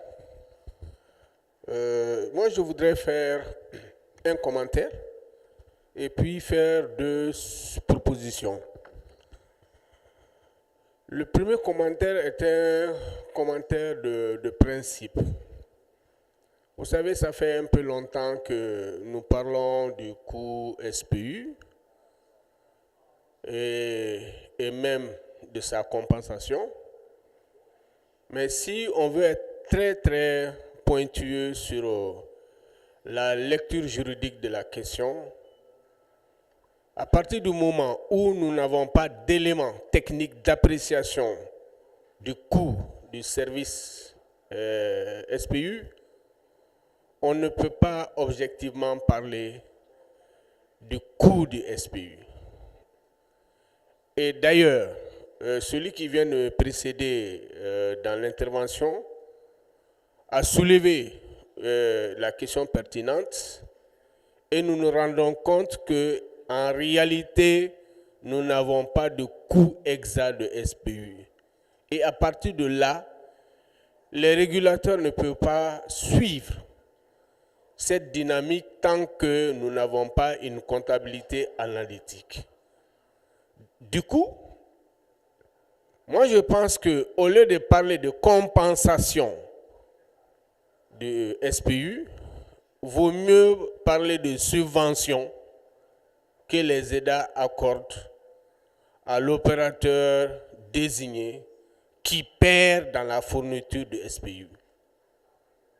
Et d'ailleurs, ces 10 opérateurs, ils ont plus intérêt à ce que l'on fasse le lobby pour que la subvention soit importante, plutôt que de s'agripper au fait qu'on va compenser les coûts du SPU, un coût qui est ignoré, un coût qui n'est pas bien adressé et un coût qui est techniquement difficile à démontrer lorsqu'il n'y a pas une étude derrière et lorsqu'il n'y a pas une comptabilité en place.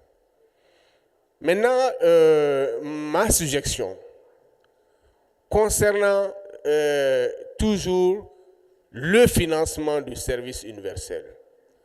Moi, je pense qu'il faut qu'on ait le courage, nous, acteurs du secteur postal, qu'on mette dans les débats, que ce soit au niveau des pays ou dans les organisations régionales ou sous-régionales, la question de l'aspect, on va dire, financier de la compensation. Je m'explique.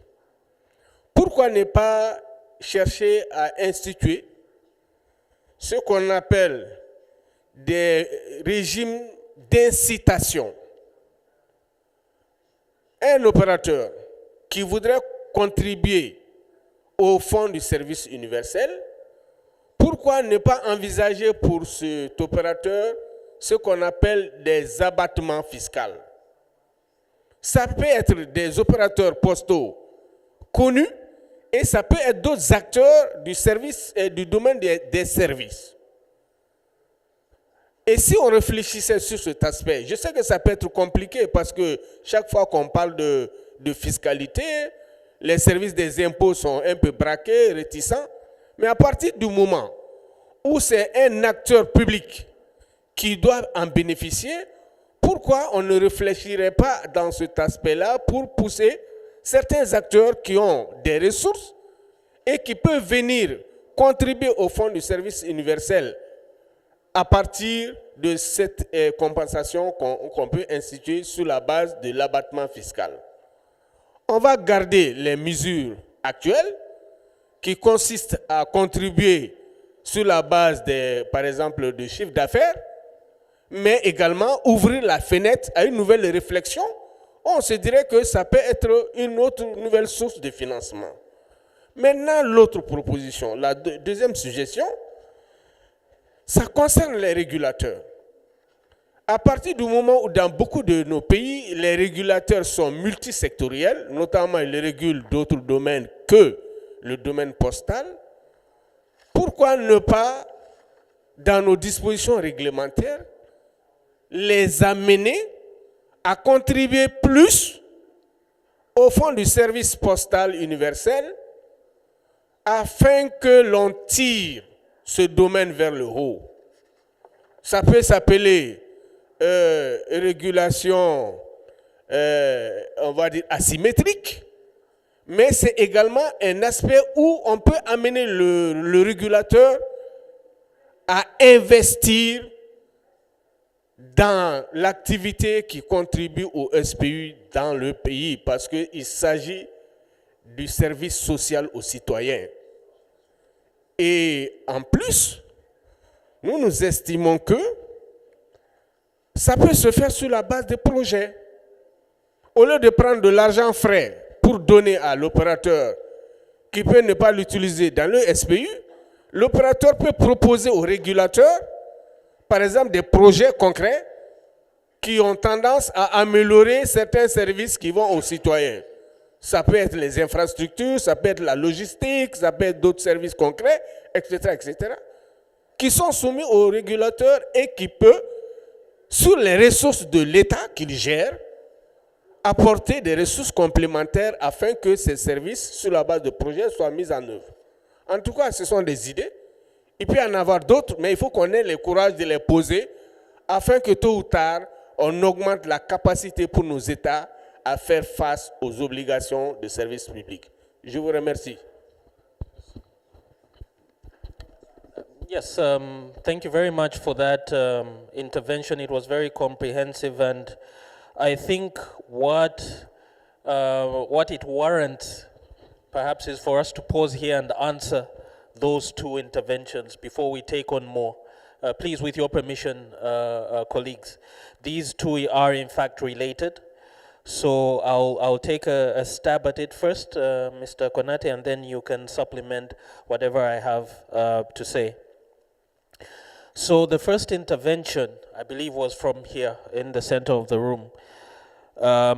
Yes, and I agree with you. The difficulty of measuring the cost, defining the cost of the USO in the absence of a USO definition. I think you have hit the nail on the head. I always like to say you cannot improve what you cannot measure. Your first step in your jurisdiction is to define what you are talking about. I think by admission you mentioned that there is a list of obligatory services and it ends there. That's all you have to work with. However, the definition of the USO goes further than that. Having determined that list of products and services, as I mentioned before, all these other parameters now fall to you to define. When you say permanent provision throughout the territory, what do you mean by throughout the territory? Are you talking about a post office in each and every district? If you are, how many post offices does that mean for your country? Is it 100? You have your first figure. You have your first figure there. For us, accessibility means extending service through these 100 postal facilities. When you are talking about the service itself, you are in a position to define also the frequency. Are we talking about mail to each of these 100 facilities once a week, twice a week, every day? Those are quantifiable parameters. You can actually say to take mail from the head office in the capital city to each of these 100 locations once a week costs so much in terms of fuel, costs so much in terms of emoluments for the driver, costs so much in terms of delivery. You can then begin to quantify. What I'm trying to say is that all the accessibility parameters that will enable you to determine the cost of the USO, you are the ones in charge of defining them. All you have right now is the list of services, but how they are to be offered, you have to define that. And I believe there are several examples. That's why we're here. We can share and compare notes. But I can give you, for instance, if I'm not mistaken, maybe in Zambia, accessibility in terms of postal facilities could be down to district level. Is it every district? I think we do have that that parameter there. In other jurisdictions, we could be talking about actual populations and not administrative boundaries. So you are saying any community with 100,000 people or less should have a postal facility. Then you will go to your demographics of your country and you will say, oh, that gives us 200 communities in this country. And then you can work your way backwards to then actually determine what it costs to deliver those services to those communities. So you are absolutely right. In the absence of a definition which is complete, you will always struggle to define the cost of the USO. It will always be difficult. So the starting point is take that list of products and services that you have and define the rest of the USO in terms of what it means, what is accessibility, how many facilities, what's the frequency of delivery, and those are quantifiable metrics that you can measure and attach financial figures to. I hope that sets you on the right path with regards to what is required, but there is no two ways about it. That's how it has to be done. You have to define the full USO in order to determine its cost. Which is related to the second question, which was talking about, are there any practical models that we can use, you know, to in the absence of that advanced cost modeling, what can we use to determine the cost? Yes, we have found ourselves in this situation where the ideal thing is to have a robust cost modeling mechanism, a framework. The reality is that we are some way away from achieving that. But what do we do in the meantime? Even if you are going to approach your government for the grant, I think the grant was mentioned here, how do you determine how much should be the grant? Are you just going to guess a figure? What are you going to base your guess on? I don't know about your jurisdictions, but where I come from, the government doesn't like guesswork. There has to be something supporting your guess.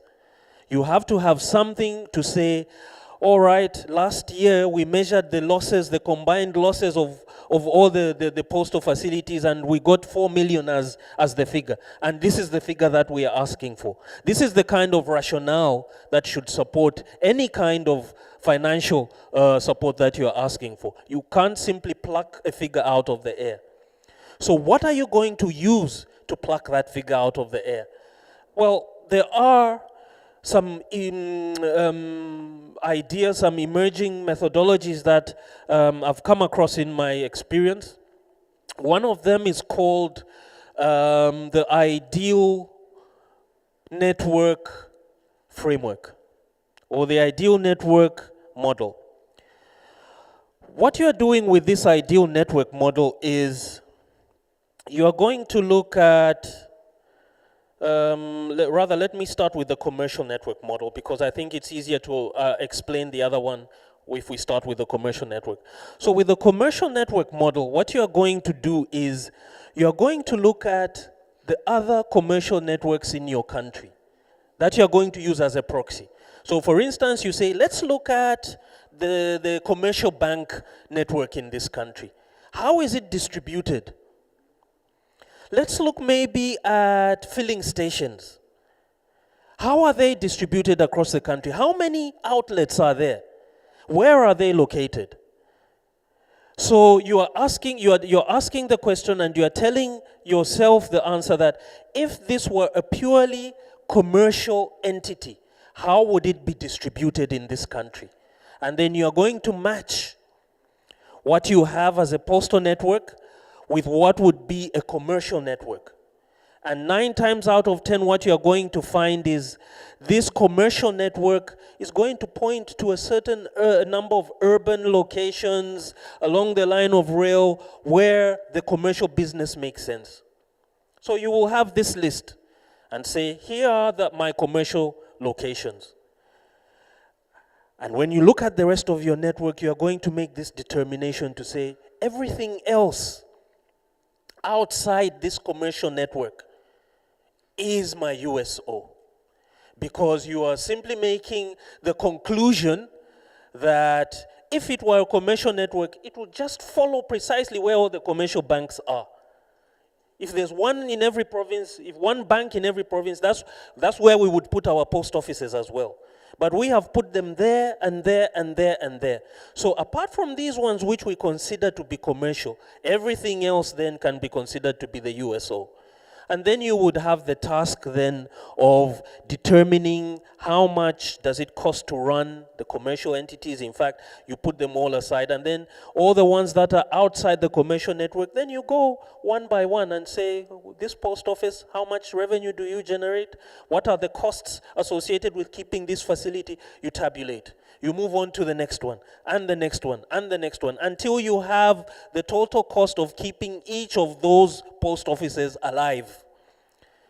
And that is a more intelligent way to base your guess and go with to government and say, I have 100 loss-making post offices, and this is the extent of the losses that they're making. Last year, it was $4 million. And you can approach it that way. So that's one. I dare I say it doesn't involve that complex cost accounting methodology, but it is something that you can use immediately. The ideal network model is one which doesn't consider the commercial networks.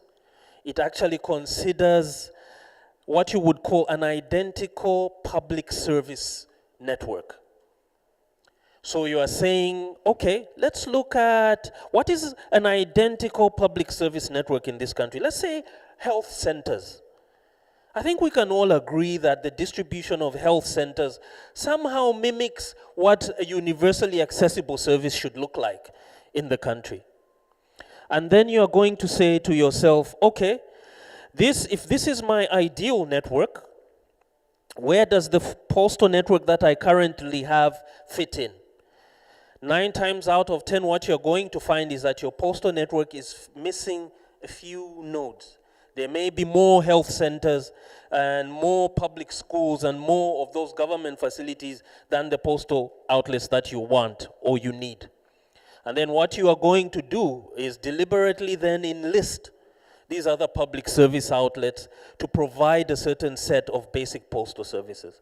So for instance, a public school in a rural area could be fitted with a mail delivery box, and mail is delivered there to fulfill that obligation. You could find that access is better maybe at a rural health facility, and you fix that postal facility there, so that as that public service is keeping that institution already alive, you are simply adding on an additional responsibility at no cost to you.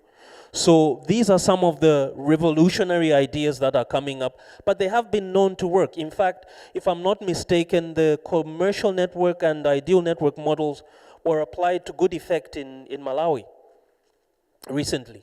So we could actually have something to learn based on the success of that model from there. But yes, there are methods which are out there which do not involve that complex cost accounting methodology that we are aspiring to, which we can use in the meantime. But it doesn't take away the need for us to still aspire to have that robust cost accounting mechanism. I hope that addresses your concern or your question. With that, I think let me hand over to my colleague in case you have something to add to what I've just said. Merci, Brian. Je voulais simplement ajouter que le rôle d'un régulateur, c'est de promouvoir le développement du secteur. Et la connaissance des charges de façon précise fait partie de cette mission du régulateur. Donc, tout régulateur a pour rôle d'amener les acteurs à leur coût. Vous savez, chez les télécoms, le prix est fixé par rapport au coût. L'opérateur n'a pas le droit de descendre en dessous de son coût, et donc il y a un prix plancher et un prix plafond. C'est la comptabilité analytique qui permet de le faire, orienté vers les coûts, tout à fait. Donc, comme Brian l'a dit, il y a des méthodes simples. On peut commencer à mettre notre comptabilité analytique en place par la définition des coûts directs. Ça, déjà, on peut le faire. Quand vous êtes opérateur, il y a les salaires que vous payez, que vous connaissez au moins. Il y a l'électricité que vous payez, que vous connaissez. Il y a l'eau, il y a le carburant que vous connaissez pour assurer l'acheminement du courrier entre le point de dépôt et le point de livraison, si c'est à l'intérieur. Il y a ce que vous payez au poste partenaire à l'extérieur pour la distribution, etc. Ça, ce sont des coûts directs que vous pouvez déjà déterminer. Et en présentant votre situation au gouvernement, vous direz, ça, ce sont les coûts directs. Ça n'a rien à voir avec les coûts induits. Voilà, par exemple. Et ça, on peut même, déjà, à partir du moment où on a une idée précise des coûts directs, on peut déjà fonctionner avec ça et demander une subvention par rapport à ça. Et vous verrez que la subvention, telle que c'est payé actuellement, ne représente rien par rapport à la différence qui est supportée par l'opérateur désigné. Donc, le fait d'aller vers la comptabilité analytique, c'est à l'avantage de l'opérateur désigné. Merci. Thank you very much, Konate, for that complimentary remark. And just before I move on to the last set of questions, I wanted to comment on the contribution from my colleague Idrissa, I believe. Yes, I agree with you, and I think it's a great idea for regulators to invest in USO infrastructure based on projects. I would encourage all of us to, if we have an opportunity, interact with our colleagues from Zimbabwe, I think, where that kind of model is bearing so much fruit. I think he will be able to share with you how, as the regulator, most of the public, the USO infrastructure has been funded by the regulator. Of course, it's through the multi-sectoral universal access fund, but the way those projects are decided upon, how the decision to fund particular projects, that process, how they come up with it, and when they do actually implement the project, it has so much impact to the community in question. It's nothing short of amazing. And I would encourage, if you have an opportunity, to glean more from our colleagues. I know there should be other examples in the continent, but that's the one that I'm readily aware of. With that, colleagues, I believe we have just about 9 minutes until we conclude. So with your permission, may I allow the last set of questions? I'm looking for 3, if that is possible. And then we can take those and then conclude. So you, Cameroon, you have the privilege since you are right in the front, and then you, sir, because your outfit is so magnificent. And I think there is one more from that side. Yeah, those 3. Okay, sir, please proceed. Yeah, thank you, Brian. It's not a question. I just want to add something concerning what we call comptabilité analytique. Comme monsieur l'expert Konate a dit, avoir une comptabilité analytique, c'est beaucoup plus avantageux pour l'opérateur désigné. Parce qu'en dehors des coûts directs, qu'il a si bien évoqué, parce que ça se détermine très facilement, il y a la phase des coûts indirects. Et c'est là où il y a une petite complexité.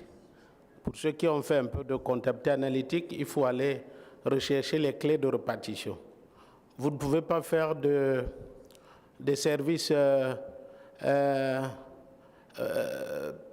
universel, postal universel.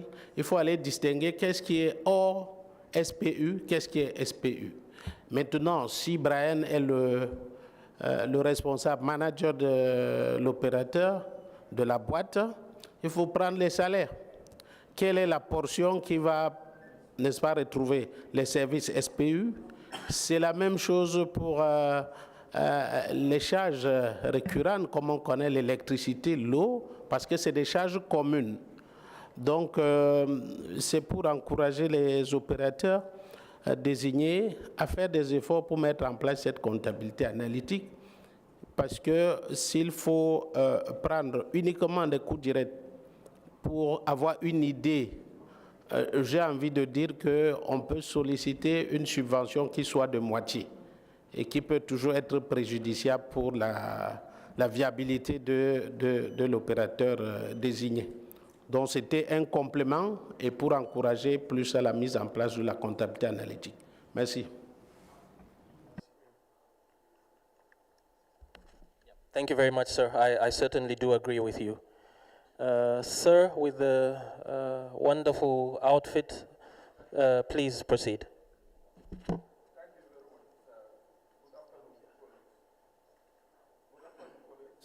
Yes, thank you. I wanted to add my voice to the issue of the universal service obligation. Mr. Konate showed us two graphs wherein the inclusive of the USO support and the exclusive of the USO support. The net gives the cost of the actual USO support. I think that was a good example. And you can also arrive at that by using the marginal price principle. I think that is in essence, so that the additional cost of providing for the service, because we all know that the fixed costs would never be refunded by government because of tight fiscal constraints, but the marginal cost that will arise as a result of the service being provided, that we can always get a refund. And also, another thing that we have done in the Gambia, I'm from the Gambia, first of all, I think that I should have mentioned that, is that we have collaboration with the private operators, wherein we have a contract for delivery of almost all meals that we choose to at wholesale rates, which would in a way subsidize, provide additional financing support for us to in turn invest in the universal service obligation. The benefit that we have from that is that we benefit from their network, extensive network, and good infrastructural support. And that means we can do our own investments in our own infrastructure, plan it long term, and not rush into projects that might lead to unsustainability. I think that was what I wanted to add to the discussion. Thank you very much. Thank you very much, and I think that's a brilliant example. If I get you correctly, in the Gambia, it is the private sector that has a more extensive network, and it is the DPO that is leveraging that network to deliver the USO. That's yes. Yeah, that is the kind of thinking outside the box that we are certainly encouraging. The final intervention, who was lucky number 3? Yes, sir. Thank you. Mr. Brian and Kanote, I want to appreciate you for your deliberation, and I also want to extend my thanks and appreciation to the Senegali government for this conference. To be precise, my name is Ernest Wabu, and I'm from Liberia, from the Liberian Post. You spoke about 3 different things in the regulations and the certifications and the regulatory body. All right, and my concern has to do what you spoke about before one's enter into partnership or one being certificated as an entity with the courier service. We have to go. The legislatures have to give you that nonsense to operate for the postal to allow you to operate. Now that brings us to a detention where the Liberian government has given all the act through the legislature. In 1978, that gave the postal department 3 distinct functions, all right, which have to do with the policy making, operational, and the regulatory body, all right. Now, the regulatory body was established under it's being monitored by the Assistant Minister of Planning, Research, and Statistics, and which are form part of that body. All right. Now, before we certificate or courier services or any kind of service provider, we do send our postal inspectors along with some other technicians to go and observe those facilities that you have to be offered to the public, all right? Now, in establishing those services, the courier services are being divided into 3 categories, all right? We got a service provider, we got the international courier services that have, we got medium and we got large, all right? Now, the international large courier services has the open ballot to the process, which of course that we have to pay for the license fees for operation. Then we got the barrier services, the domestic barrier services, which is the middle one that you spoke about, that when you don't have to have sufficient money to run into the business. All right. Now, where we face problem is that with the regulation is because government funding to regulate these courier services, we find it very difficult because government are not funding the post office. All right. So in terms of the regulations, the postal service and the courier services, the international courier service and the barrier services, have formed a partnership, all right, where we have to give them, the diplomatic courier services process to go through and have those things amended. When being amended for, then of course, we are going to have going through the process. Now, these are some of the constraints that we face with because we have DHL, we have Felix, and we have UPS, all right? These are the 3 international courier services that we have in the Ministry of Post that are collaborating with us, okay? Now, what we face, we got some small challenges and constraints with these services, okay? We got limited financial budgetary support from the government. We get limited logistic support from the government and a lack of political will to implement all these services to the public. All right. Now, if you look at the Liberian Post, the policy to address these issues are separate from the very key element to the postal sectors. The postal sector operators and the regulator are all the same under the Ministry of Posts. These have been done because of lack of political will. And there is a need to finalize the draft policy, postal policy that is still on the shift. The current postal law is absolutely outdated and does not meet the new reality within the postal sector. And there is the need for the new postal law to be addressed. The issue of the postal reform.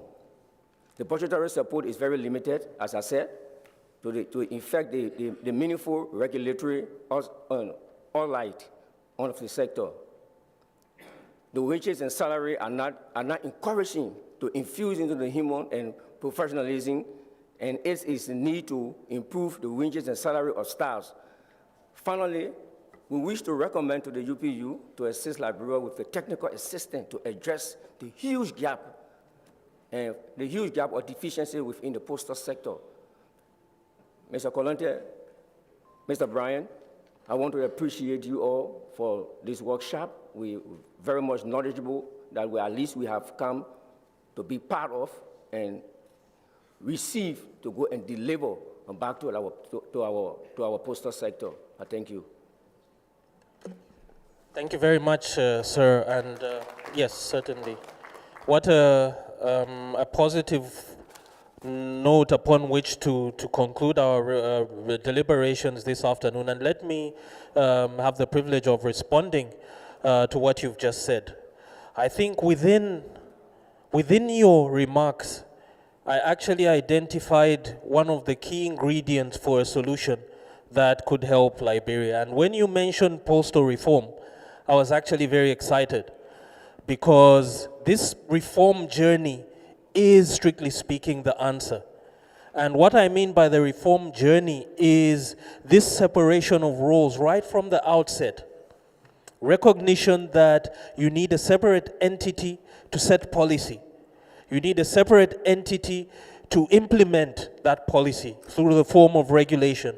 and the market on its own. And these three should not be connected under the umbrella of one institution. Everybody, I believe, started off in that same, with that same foundation of a PTC, Post and Telecoms Organization. Exactly. And this Post and Telecoms were Post and Telecoms, and it was also the regulator. And everything was under the government umbrella, but the reform journey entailed separation, functional separation, independence where it's required, autonomy where it's required. And that is indeed the answer.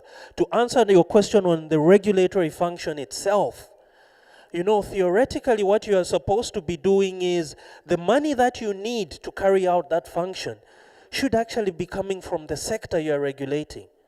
You know, when you issue that license and the service providers pay for that license, remember I said they have perceived some value in that license, they want to play in that market and they are willing to pay to play. It is those funds that should fund the operations of the regulator. I know we will be talking tomorrow about, in greater detail about how you determine what those license fees should be, but strictly speaking, from a theoretical perspective, you're always starting from yourself as the regulator saying, how much do I need to function? And you somehow you translate that, how much do I need to function, into license fees. So you should not, I would be very depressed if I heard that there is a regulator that collects license fees and is somehow unable to function on the basis of that. That is, in terms of legislation, that is the permissible source of funding for regulators. And you have that flexibility to determine license fees which are commensurate with your requirements as the regulator. Now, I know there are different situations in different countries. You collect license fees. Some countries it goes all the way to the treasury, and then you submit a budget, and then they give you back. But theoretically, your license fees should suffice. So in the case of Liberia, that reform journey should achieve these three outcomes. Let's have government setting policy. Let us have a postal law which allows the regulator to function autonomously. And within that law, the sources of funding for the regulator should be spelled out. The ability to issue licenses and the need for operators to pay for license fees should be spelled out in your law. And that is the funding that you're going to use to carry out your functions as the regulator. And the operators should be allowed to do what they do best, which is to operate. We shouldn't interfere in that segment as well. So I hope that provides a bit of hope. I know that you have made a plea to the UPU. I believe Papu is also listening and your peers are also listening. And I think this is why we are here, to build this capacity.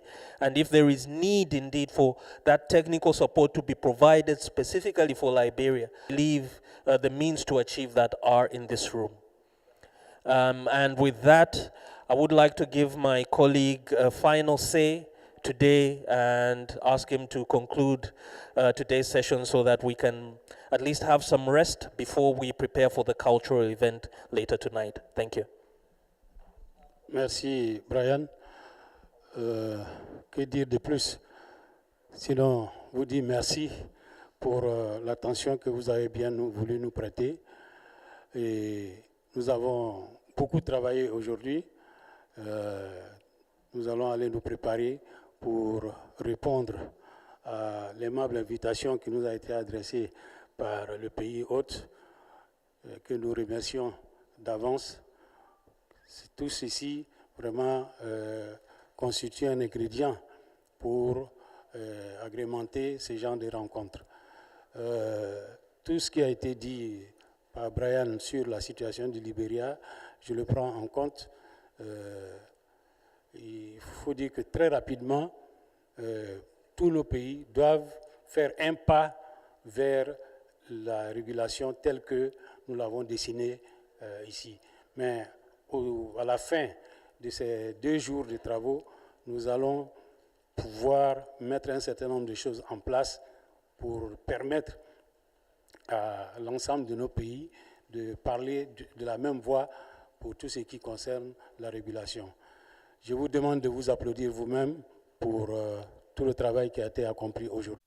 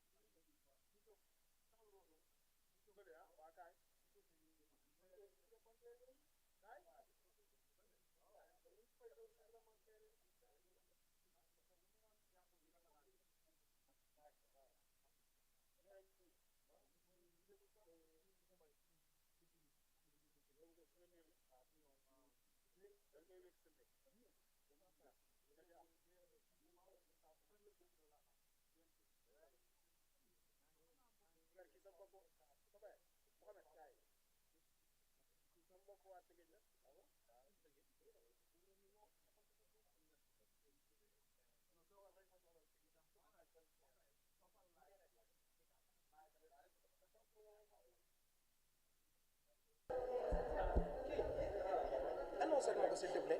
Non, wax la grave. Jàppale ma dóoral ma ko anglais rek. Oui, exactement.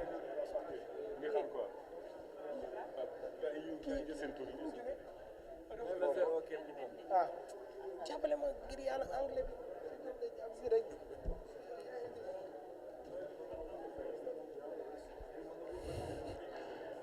There's one announcement. You guys need to come to the door and to confirm your day of depart. Yeah.